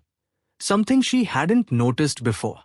At the very end, faint, behind the static, a second voice. Male. Younger. Just one line. "We are not done yet." Audio analysts enhanced it. The waveform matched Rick Tanner's voice pattern, taken from old police interviews. But the timestamp on the tape was wrong. It had been recorded 3 days after Melissa's death. If Tanner's voice was on it, then he'd still been alive, and with Tillman, long after Caldwell claimed they'd buried her. Which meant Eddie's confession wasn't the whole truth. It was only the part he could live with. When Jensen visited him in prison, he looked smaller, older. She played the tape for him through the glass. His eyes filled with panic the moment Tanner's voice came through the static. "You said he was dead," she said softly. "But you heard that, didn't you? You know it's him." Eddie swallowed hard. He wasn't supposed to talk. He whispered. "Tillman promised. He said he'd take care of it." Take care of what? Eddie shook his head. Rick got scared. Said he wanted out. Said if Tillman didn't pay him more, he'd tell everything. So Tillman Eddie trailed off. "You think she was the only one who died that summer?" Silence. In that moment, Jensen realized the story wasn't about a single murder. It was about a pattern of silence, of power, of men protecting their own. When she left the prison, the night air felt heavier. The town lights flickered in the distance, quiet and ordinary. But nothing about Caddo Mills was ordinary anymore. The sheriff's old truck was still missing. Tillman was still gone. Tanner was still dead. And now, one more truth waited beneath the dust. Proof that the cold case everyone thought solved was only a fragment of a larger crime. Jensen returned to her office, opened the evidence board, and pinned the last photo in the center. Melissa's face. The warehouse. The truck. The sheriff. 4 corners of a secret. She stared at it, whispering, "You didn't run away. You were silenced." And somewhere out there, beneath 30 years of lies and dirt, the sheriff who started it all was still out there, alive, maybe, or a ghost walking through the same fields he once used to bury the truth. The case file wasn't closed. It never would be. Because the tape ended too abruptly. Because someone had cut it mid-sentence. The final seconds of static still held one mystery no one could explain. An echo, faint but real. A woman's voice whispering, "Please, don't." Then silence. And for Sheriff Clara Jensen, That silence was the loudest sound of all. Rain was falling the night they reopened the hunt for the missing sheriff. It slicked the roads, turned the fields to black glass, and made the neon of Caddo Mills bleed into the puddles like bruised light. 3 months had passed since the tape surfaced, since the town learned that its lawman had been part of the crime he swore to solve. People locked their doors again. Old-timers crossed the street when deputies drove by. Sheriff Clara Jensen stood in the command trailer behind the courthouse, a map spread before her. Red pins marked every reported sighting of Roy Tillman. Gas stations, motels, rest stops, each one colder than the last. He's not running blind, she said. He's using old routes. Places only cops know how to vanish through. The FBI called it Operation Pioneer. Their theory, Tillman hadn't killed himself. He'd staged the disappearance, shed his badge, and was moving under a false name through a network of retired officers who owed him favors. The plan was simple: follow the money. Tillman's pension account showed small, consistent withdrawals, $100 at a time, spaced 3 weeks apart, always from ATMs near state borders. Louisiana, Arkansas, then New Mexico. The same pattern, like a heartbeat refusing to die. At dawn, agents raided a roadside cabin outside Amarillo. Empty. Inside they found a half-burned envelope addressed to C. Hensley, the vanished deputy, the one who would written "You can't bury ghosts." Hensley's handwriting matched, and inside the envelope, a photograph. It showed the same warehouse from the old evidence photos, but the date in the corner read 1996, 3 years after Melissa's murder. The building looked gutted, stripped, abandoned, except for one figure standing in the doorway. The image was blurry, but the posture was unmistakable. Sheriff Roy Tillman. He'd gone back. Why return to a crime scene years later? To retrieve something? To hide something else? Jensen couldn't shake the thought. She ordered ground scans of the property again, this time extending to the drainage ditch behind the building. The radar returned a shape, metallic, elongated. They dug for hours. What surfaced was an oil drum sealed with concrete. When the lid broke open, the air filled with the smell of rot and rust. Inside, bones, a badge, and a service pistol. The badge number belonged to Deputy Carl Hensley. The man who tried to speak was now another secret buried under Tillman's dirt. The discovery blew the investigation open again.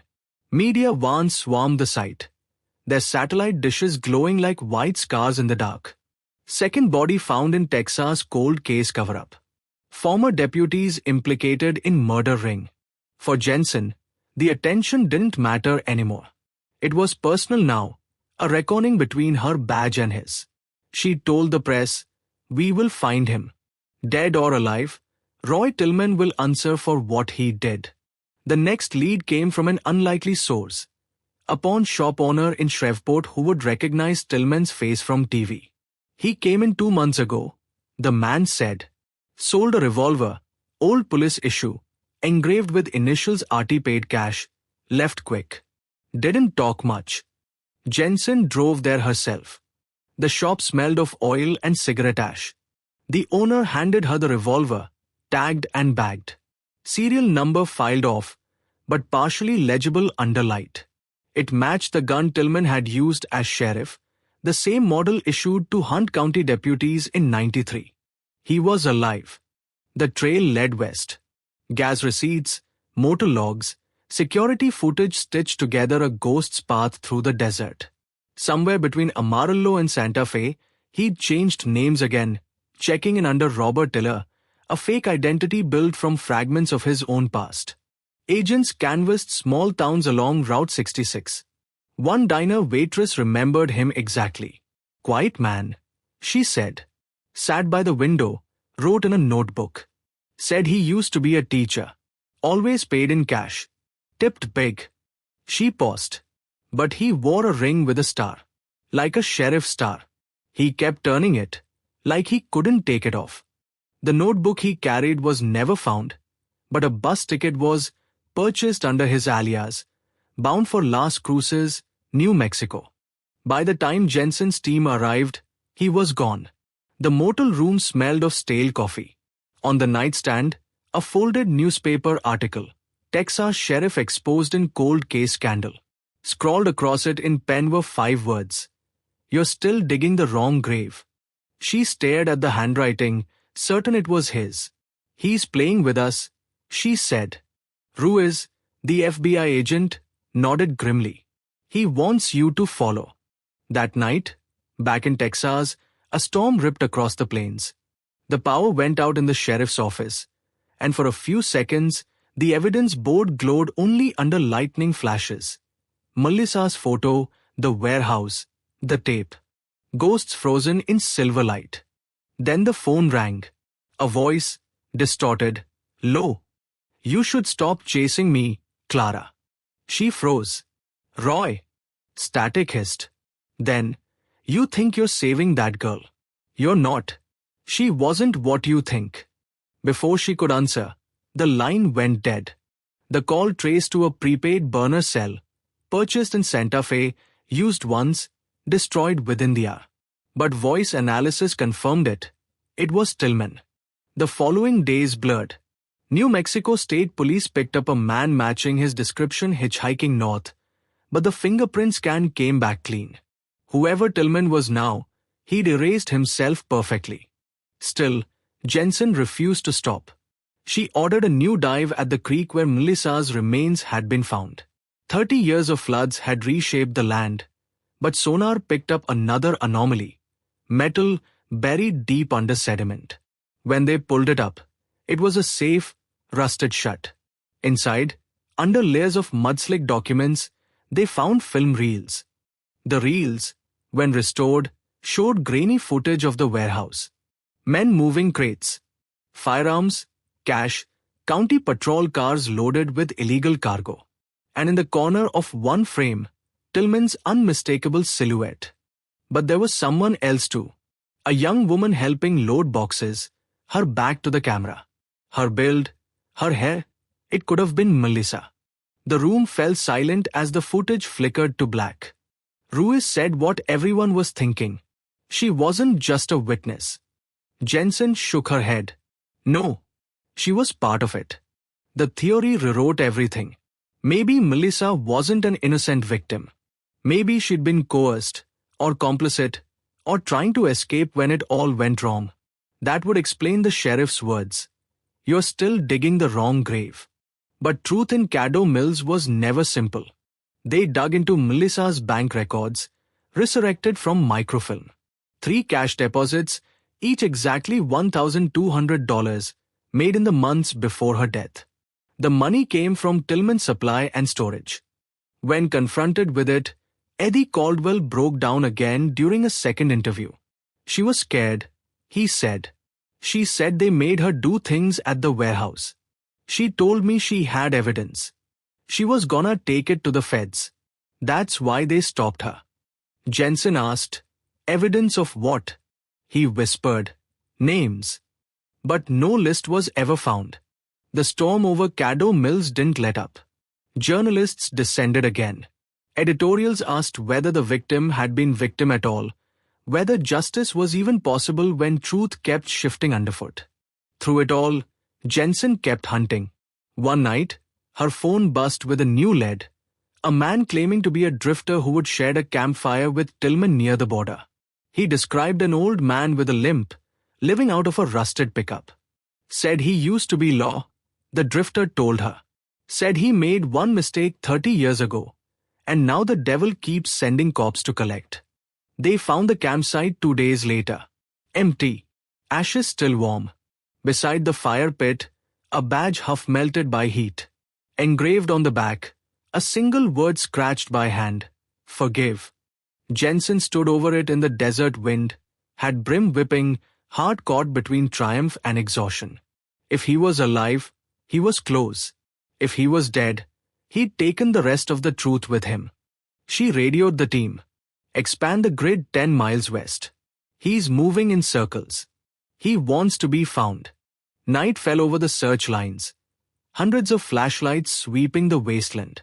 Then, near midnight, a ranger shouted, They'd found a cave tucked into a ravine, hidden by brush. Inside lay a cot, canned food, a radio, and stacks of notebooks filled with cramped handwriting. Tillman's handwriting. The first page read, 12th June wasn't the first time. Page after page detailed deals, payoffs, shipments, decades of crimes under the guise of service. But between the lists, something stranger appeared. Letters addressed to Clara Jensen. He'd been writing to her all along. You're chasing the wrong man. I tried to protect her. They'll come for you next. The final notebook ended with a single line. If you're reading this, it means I failed again. But there was no body in the cave. Just the echo of footsteps that had already moved on. By morning, the press was calling it the sheriff's confession. Federal agents sealed the site, transported the notebooks under armed guard. Jensen watched the convoy roll out, dust trailing behind like smoke from a long burning fire. She should have felt relief. Instead, she felt something colder, the creeping sense that Tillman had orchestrated even this. That every clue, every body, every word had been left exactly where he wanted it. Because in one notebook margin, faint in pencil, was another message. You'll find the last truth where it began. The creek. The place where Melissa's car had been found 30 years ago. Jensen closed the file, heart hammering. The hunt wasn't over. It was looping back to the beginning, dragging her into the same circle of ghosts that had swallowed the town since 1993. Outside, the wind carried dust across the Texas plains. Somewhere, in that endless dark, a man with a limp and a star-shaped ring was still walking, maybe alive, maybe already a shadow. And the only sound that remained was the whisper of that old tape, replaying in her head like a curse. We are not done yet. She went back alone. No news vans, no agents, no deputies crowding the shoulder of the old county road. Just the crackle of gravel under tires and the soft hiss of the creek somewhere in the dark. This was where it began in 1993. A stalled car, an open door, a purse left on the seat like a staged photograph. And this was where, 30 years later, a notebook from a vanished sheriff told her to look again. You'll find the last truth where it began. Sheriff Clara Jensen stepped out into the cool night air, breath faint in the beam of her flashlight. The spot was almost ordinary now. The asphalt had been repaved, the ditch regraded. Only a thin break in the guardrail hinted at the old crime scene, the ghost of a scar beneath fresh skin. She walked to the edge and looked down. The creek whispered over rocks, black water sliding under a canopy of bent trees. Fireflies blinked like dying embers in the reeds. 30 years of storms had passed through here. Floods had carved new channels, pulled down roots, rearranged the earth. But secrets sink. They wait. By morning, the search grid was laid out like a chessboard over the field and the creek bank. Rangers, deputies, Tex invaders moved methodically, scanners humming, drones buzzing overhead. To the cameras, it would look like overkill. To Jensen, it wasn't enough. Same parameters as last time, a tech asked, hoisting the ground-penetrating radar. No, she said. Wider. 10 yards past where the car sat. 5 into the tree line. And run it twice. He nodded. The machine started to sweep, beeping softly as it crawled along the old shoulder like a metal insect. While they worked, she stood where the car had once been. She replayed the scene in her head. The reports burned into memory. Vehicle found at 11:19 p.m. driver's door open. Keys in ignition. No sign of struggle. No blood. Too clean. Too careful. In one of Tillman's notebooks, scrawled between lists of payoffs and shipments, she'd found a single line. Move the car back before dawn. Make it look like she just stepped out. Back. Which meant the car hadn't died here. It had been brought here. Returned to the road like a prop on a stage. A shout broke through her thoughts. Sheriff, you need to see this. She slid down the soft dirt of the embankment, boots digging in as she made her way to the creek bed. To Tex stood knee-deep in water, their gloved hands wrapped around a shape half buried in silt near the far bank. Rectangular. Metal. About the size of a toolbox. Magnetometer hit on it. One said. It's wedged under a root. Get it out, she said. They wrestled with the object, mud sucking at it like it didn't want to let go. Finally, with a wet ripping sound, it came free. A corroded steel box, edges dented, lid clamped with a rusted lock eaten through long ago by water and time. They carried it up the bank, setting it on a tarp. Jensen knelt, knife in hand, prying at the hinges. The metal screamed in protest, then gave. The lid opened. Inside, everything was wrapped in layers of plastic gone cloudy with age. A small cassette recorder. A bundle of folded papers. Something that looked like photographs stuck together at the corners. And at the bottom, a thin leather wallet, swollen from decades of damp.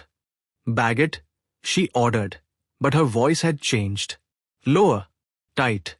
This wasn't random trash. This was a stash. You'll find the last truth where it began. Back at the lab, under white light and the hum of machines, the box gave up its first secret. The cassette recorder, once dried and cleaned, still held a tape. 2 inches of magnetic ribbon that had somehow survived the flood and the years. Best we can do is try, the audio tech said, fingers moving carefully. No promises. Jensen watched through the glass as they fed the tape into a modified reader. The speakers hissed, crackled, spit static. For a moment, there was nothing. Then a click. A breath. A woman's voice. Soft. Tense. Texan. Okay, this is Melissa Harlan. If you're hearing this, it means I didn't make it to Dallas. The room froze. Every eye turned toward the speaker. I've got names. The voice continued, shaky but determined. I got pictures. I got dates. Sheriff Tillman. Rick Tanner. 2 more men I don't know yet. They're moving guns through the warehouse off County Road 7. I'm supposed to be helping count inventory, but it's dirty. I know it. If something happens to me, this is why. Static chewed into the words, but the meaning was clear. She hadn't just stumbled onto it. She'd gone in on purpose. She'd recorded it. She'd tried to leave a trail. The tech boosted the audio, filtering noise. The voice came through clearer now, fragile but fierce. Eddie thinks I'm just quitting the diner and taking the bus. I didn't tell him everything. Only that I got a way out if I play along for a while. If I can get this to the feds, I'll testify. I'm done being scared of these men. A chair creaked behind Jensen. Someone whispered, Jesus. If I disappear, Melissa said, don't believe them when they say I ran. I didn't run. They stopped me. Then the tape cut off. No scream. No gunshot. Just a mechanical click and the endless hiss of lost time. When the recording ended, silence hit the room like a wall. The cold case file had carried her name for 3 decades. Missing, presumed dead.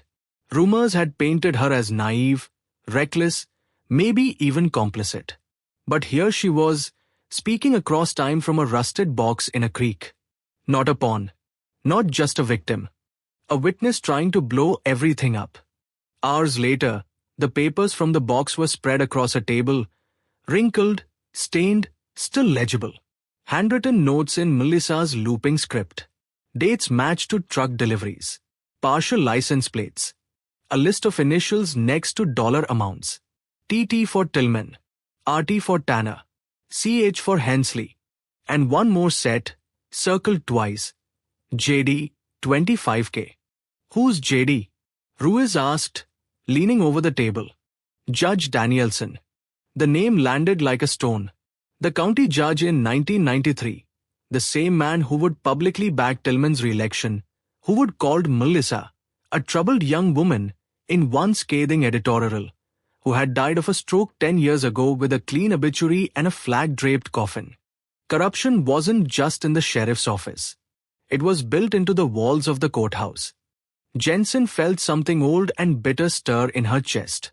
She thought of every time a victim had been dismissed, Every time a file had been closed with a shrug and a stamp. Runaway. Domestic dispute. Lost cause.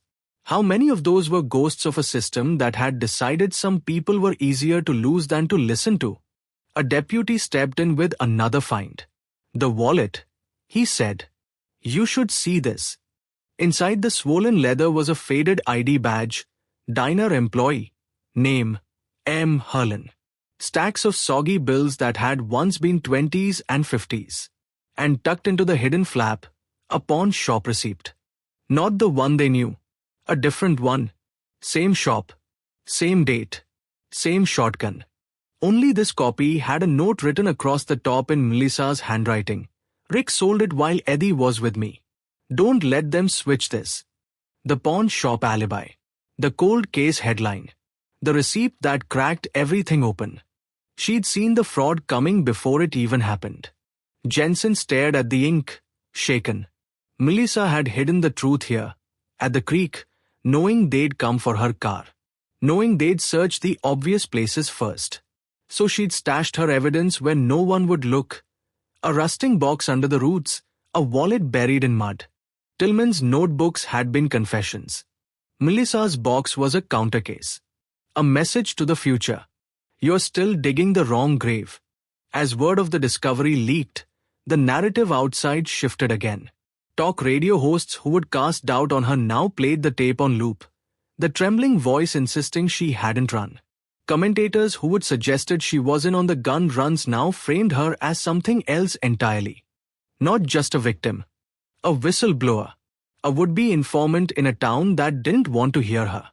Outside the courthouse, candles appeared again in front of her faded photo.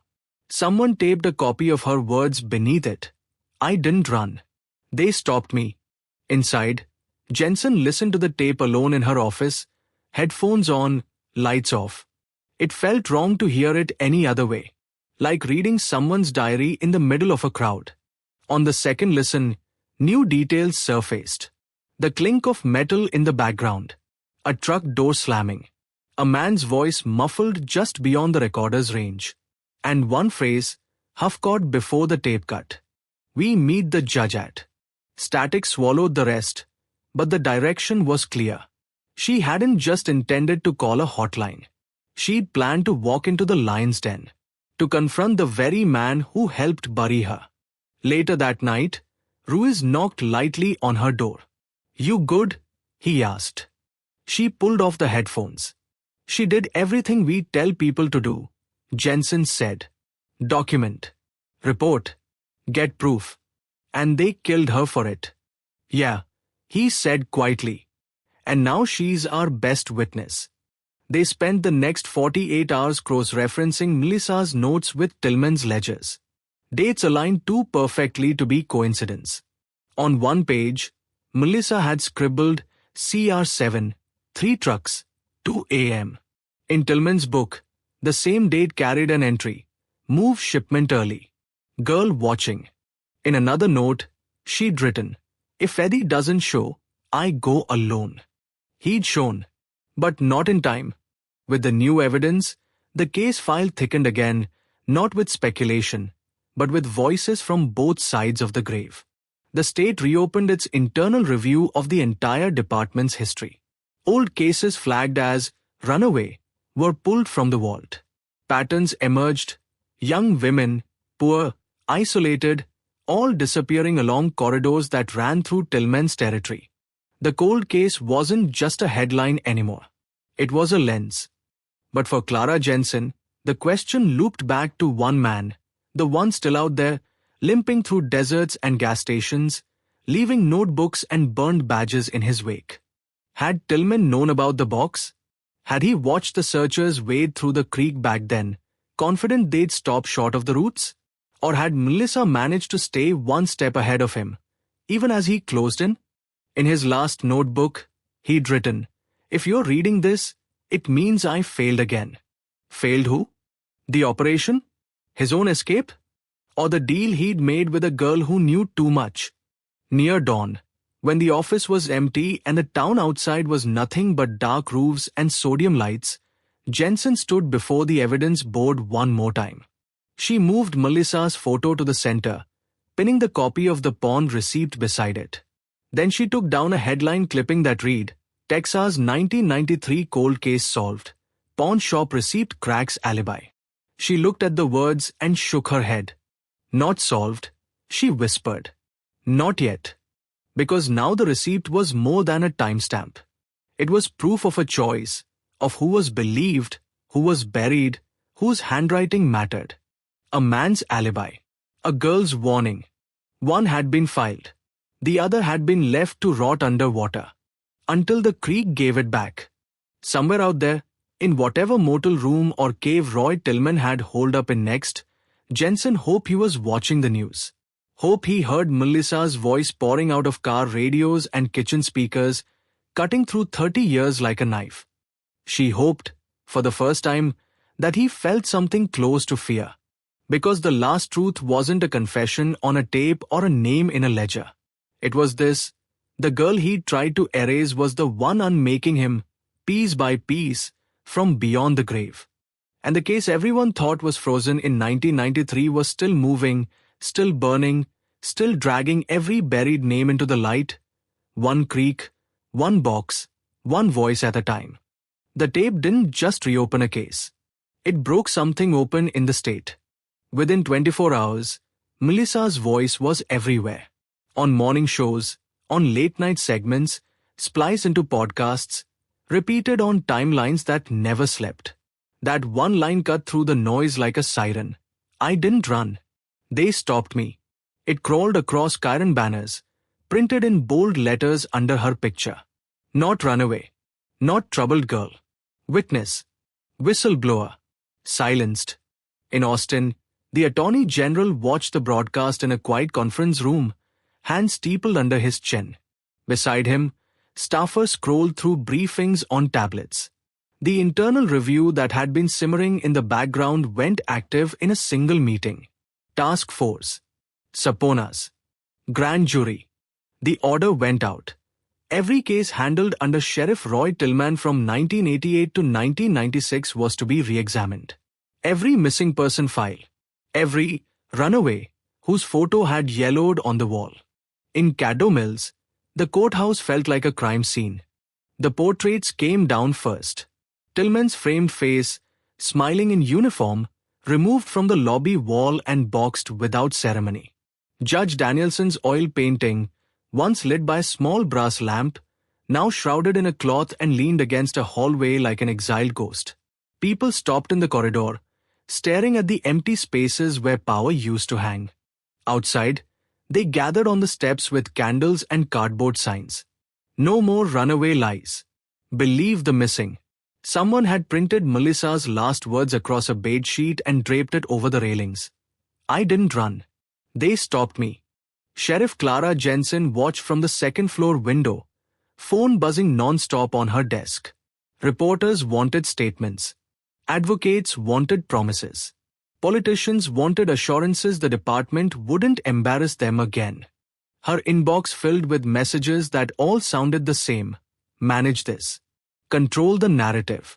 Keep it from spreading. It was already too late. The story had outgrown the town. The statewide inquiry set up hearings in a larger county, a neutral venue with media access and metal detectors at every door. They called it a public accountability forum. For the families in the room, it was closer to an exhumation. They sat in rows under fluorescent lights, clutching photographs of daughters, sisters, cousins. A girl missing since 1990, labeled a hitchhiker who probably joined a commune. Another from 94, likely eloped. They listened as experts traced patterns on screens, same patrol routes, same officers, same language in closing notes. Over and over. No evidence of foul play at this time. And over all of it, playing on the big screen, Melissa's taped voice. If I disappear, don't believe them when they say I ran. I didn't run. They stopped me. Some people sobbed. Some just stared straight ahead, knuckles white around the edges of their photos. A few walked out, unable to listen to a ghost speak the words they wished they'd heard from their own. For Jensen, The hearings were a battlefield of a different kind. She sat under oath, cameras aimed, lawyers framing each question like a trap. When did you first suspect corruption in your own department, Sheriff? Did you knowingly allow contaminated evidence to be used at trial? Do you believe the Caddo Mills Sheriff's Office can still function with public trust? She answered slowly, carefully, but not softly. Yes, she said, she believed the office could be rebuilt. No, she hadn't known the evidence had been swapped until years later. Yes, she believed internal rot went deeper than one man in a cowboy hat and a badge. She watched clips of her own testimony replayed on the news that night. Sound bites, cut and sharpened. Titles across the bottom. Texas sheriff faces her department's past. From cold case to statewide scandal. But the most replayed footage wasn't her. It was a live feed from a secured room in Huntsville, where a man in an orange jumpsuit sat in front of a camera, wrists tattooed with age spots and guilt. Edward Caldwell. He stared at the monitor as they played Melissa's tape in full. His eyes closed on the first line. By the time she said, "I didn't tell him everything," his shoulders were shaking. The hearing moderator's voice came through the speaker. "Mr. Caldwell, you testified previously that you arrived too late. That you helped bury her but did not kill her. In light of this recording and the newly discovered documents, do you wish to amend your statement?" Caldwell swallowed. His gaze lifted to the lens, hollow and wet. "I wish I'd listened," he said, voice hoarse. "She told me she was scared. Told me she had something on them. I thought it was just talk. People always talk about leaving this town. Nobody goes. I thought if I kept my head down, if I didn't ask, it would pass." He wiped his face with the back of his hand, chain rattling at his wrist. "That night," he continued, "at the creek after we put her in the ground there were headlights on the ridge. 2 cars. I saw one of them get out. The judge. He was there. I never said it, 'cause I figured nobody'd believe me. He was like God back then." "And the other car?" the moderator asked. "Who was in it?" Caldwell hesitated. "Uniform," he said finally. "Tall. Didn't sound like Tillman. Different drawl. I never saw his face. Just heard him say, 'We'll pretend we never met this girl.' You didn't recognize the voice." He stared down at his hands. "I hear it when I try to sleep," he said. "Still don't know whose it is." The committee thanked him. The feed cut. The public saw only minutes of a broken man haunted by a night he'd built his life around forgetting. In a bar 2 states away, a television bolted over the liquor shelves played the same feed on mute. An older man in a worn trucker cap sat alone at the end of the counter, eyes fixed on the screen. His hands were browned by sun and scarred by work, one finger swollen around a ring shaped vaguely like a star. He watched Caldwell's lips move, watched the playback of Melissa's tape running in a split-screen box. He didn't touch his drink. When the segment ended, he reached into his pocket and pulled out a folded clipping of his own, a local paper, weeks old, with a headline in small print, "Fugitive ex-sheriff believed to have left state." A younger version of his face stared up at him from the photo. Hat tipped, badge shining. He stared at it a long time. Then he set a roll of bills next to his untouched glass, stood, and scribbled something on a napkin. The bartender found it later. Just one word, written in shaky hand, "Enough." Back in Caddo Mills, the fallout kept spreading. An anonymous envelope arrived at Jensen's office, no return address. Inside, a spent bullet and a scrap of paper with 3 words. "Keep your mouth shut." Same phrase. Same threat as on the warehouse wall all those years ago. A copy of a warning that hadn't worked the first time. She didn't show it to the press. She showed it to Ruiz. "Someone's still playing for the old team," he said. "Or wants us to think they are," she replied. The task force ran the envelope for prints. Nothing. The paper was hardware store stock, the kind sold by the thousands. The bullet had been fired long ago from a gun they couldn't trace. It was theater. Message over murder. Still, It meant one thing. The network Melissa had tried to expose wasn't entirely dead. Jensen started looking inward again. Not at the men on the walls this time, but at the men at the desks. There were still deputies on her payroll who would worn the uniform under Tillman. Men who would told her they were just following orders, that they'd never seen what their boss was really doing. Maybe some of them were telling the truth. Maybe some weren't. She began leaving small, false trails. A mention of a planned raid that didn't exist. A hint about a witness they hadn't actually found. Each version whispered to a different person in the building. Within 48 hours, one of those lies turned up in a chatter log from an encrypted messaging app scraped by the feds. Whoever the leak was, they were still talking to someone who answered to the ghost of the old sheriff. At the same time, the paperwork uncovered something else. Buried deep in Judge Danielson's archived files, beneath years of mundane zoning disputes and tax appeals, was a folder labeled simply Contingency CR7. Inside were drafts of agreements never signed. Proposed redistricting maps that would have shifted patrol boundaries away from the warehouse corridor. Handwritten notes in the margins, too obvious, and find new route through FM 19 instead. Beside one note, in different handwriting, a reminder, talk to JP about transfer. Justice of the peace. Another name.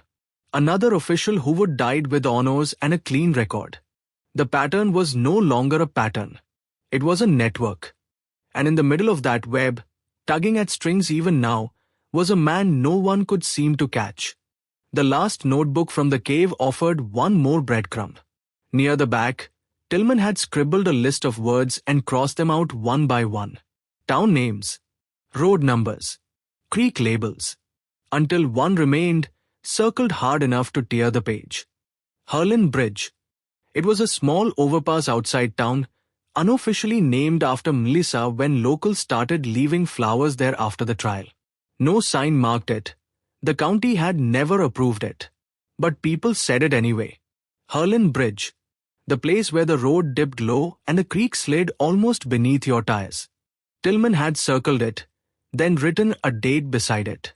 Not 1993. Not 1996. Next week. The notation could have meant anything. A memory. A threat. A twisted joke from a man who knew he'd be gone before the ink dried. Or it was a meeting time. A rendezvous he'd planned with someone who hadn't gotten the message that everything had blown apart.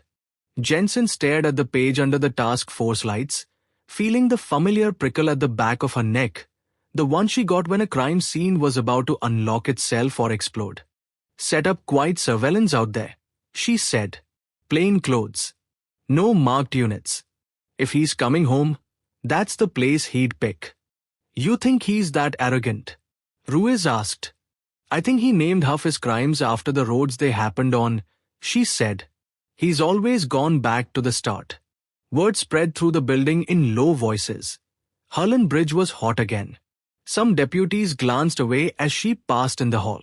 Others nodded, jaw tight, like they were waiting for a storm they'd grown up under but never named. Night after night, unmarked cars idled in the shadows near the bridge, windows cracked, radios low. They watched for a limping silhouette, a star-shaped ring, an old red truck that should have rusted out of existence years ago. Most nights, all they got were raccoons and the blink of distant headlights. In the meantime, the rest of the state moved on to the next scandal. Attention drifted. New headlines pushed old ones off the top of the cycle. But in Caddo Mills, the air didn't change.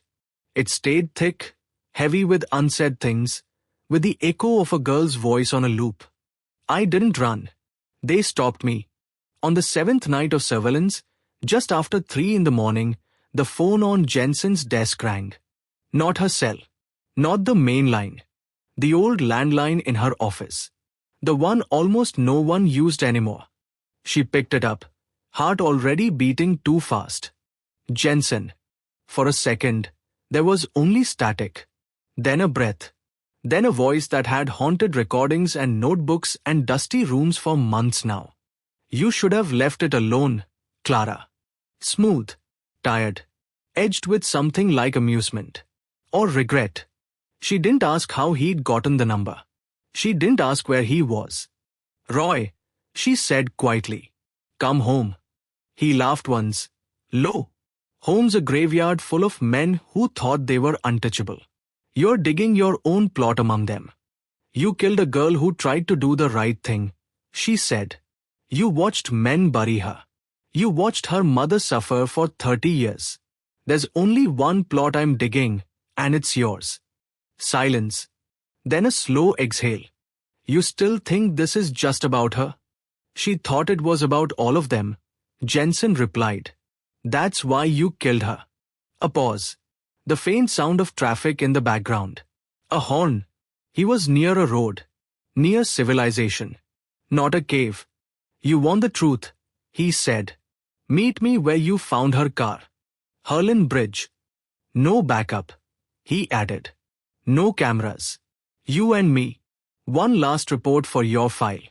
The line went dead. Jensen lowered the phone, pulse pounding so hard she could hear it in her ears. Outside, the town slept, unaware that the ghost they'd been chasing had just drawn a circle around the beginning and the end. 30 years of lies were heading back to the creek. And for the first time since she'd opened the dusty box in the evidence room, Clara Jensen felt the case stop being history and start being live. She didn't tell anyone about the call at first. For a few seconds after the line went dead, Sheriff Clara Jensen just stood there with the receiver in her hand, listening to the empty hum like it might rearrange itself into words. Then she hung up, walked to the evidence board, and stared at the map where a thin strip of road curved over a narrow blue vein of water. Harlan Bridge. Where it began. Where he wanted it to end. No backup, he'd said. No cameras. Just you and me. She knew better than to honor a fugitive's conditions. But she also knew better than to underestimate a man who would stayed one step ahead of cops and feds for months, who would build a career on setting traps other people didn't realize they were standing in until the ground gave way. She called Ruiz. He listened without interrupting, jaw tightening as she relayed the conversation. "You're not going out there alone," he said. "I'm not planning to," she replied. "But he has to believe I am." They worked it out in the glass-walled hum of the command room. One unmarked unit parked out of sight a mile down the road. Ranger staged in a farmer's field off the old service path. A sniper on the ridge above the creek, not to take the shot but to watch for one. No visible vests. No flashing lights. No radio squawking on open channels. "You'll wear a wire," Ruiz said. Jensen shook her head. "He's paranoid. He'll pat me down if he has to." "He's also an old man with a limp," Ruiz countered. "You're giving him too much power." "No," she said quietly. "I'm giving him just enough to talk." In the end they compromised. No wire. No visible microphone. A recorder the size of a thumbnail taped beneath the plastic shell of her belt buckle. Its light taped over. Range, 10 yards. It would pick up voices if she and Tillman stood close enough to see the regret in each other's faces. The rest, she'd have to remember. Night came down thin and sharp, the air cool enough to sting when she breathed it in. She drove alone, headlights off for the last mile, letting the moon paint the road in weak silver. Harlan Bridge rose ahead, a dark shape against darker trees, the guardrail gleaming faintly where decades of accidents and weather had polished it. She pulled onto the narrow shoulder where, 30 years earlier, a car had sat with its door hanging open like a question no one wanted to answer. The engine ticked as it cooled. The only other sounds were crickets, the low rush of water, and the distant thump of a train passing somewhere far away. Her hand brushed the butt of the pistol at her hip. She'd left the long gun behind. This wasn't a raid. This was a conversation with a ghost who still had a pulse. "You in position?" she murmured, knowing the tiny mic in her belt might or might not catch it. A whisper of static in her earpiece, then Ruiz's voice. "Low. Copy. We see your vehicle. No other cars yet. We stay dark until you say otherwise." She stepped out and closed the door softly. No flashlight. No big movements. Let him see she wasn't holding a spotlight or a camera. Let him think he still controlled the frame.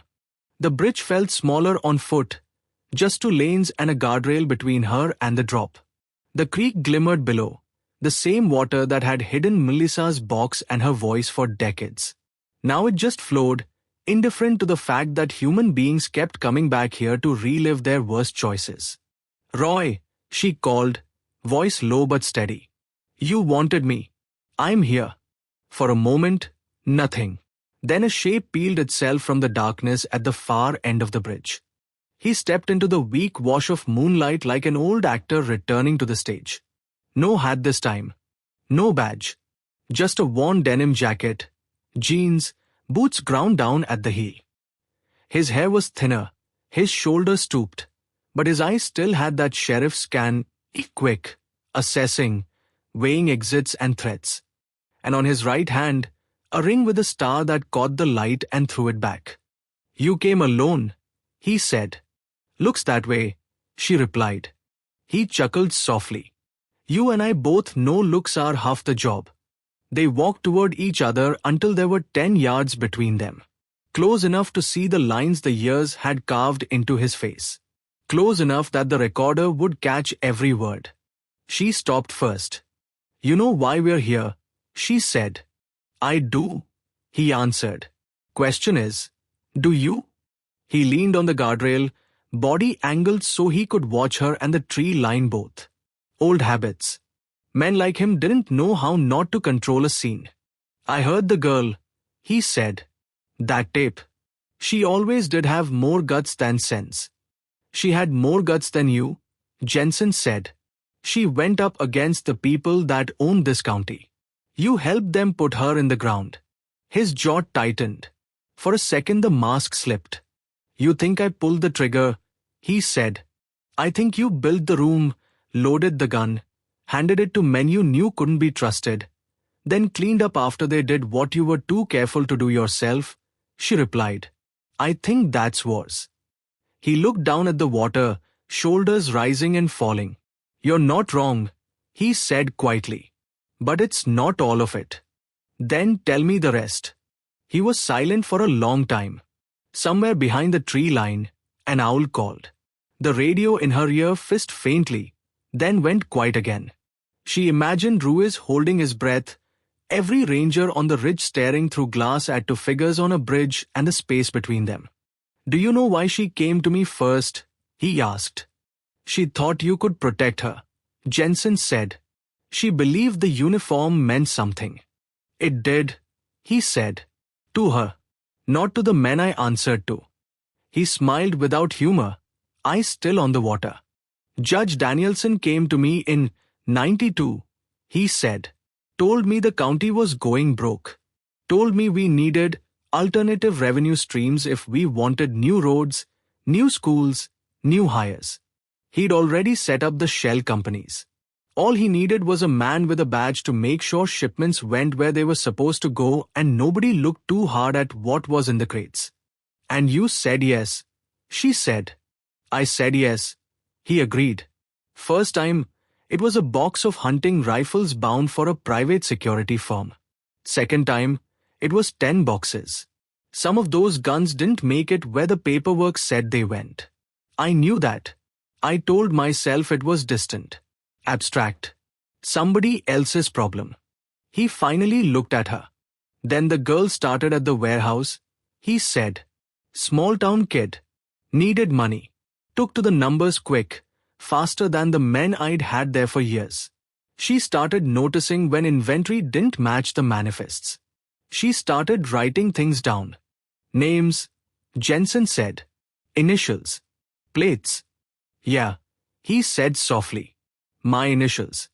The judges. Men in uniform I told myself were just hitching a ride."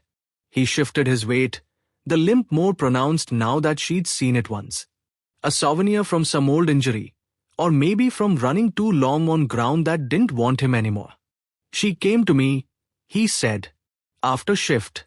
Sat in my office, hands shaking, but she looked me in the eye and said, 'I know what you're doing. Either you report it, or I will.' And you believed she would," Jensen said. I knew she would, he replied. That's what scared me most. Most people just grumble. She brought receipts. He gave a dry little laugh at his own choice of word. I told her I'd help her, he said.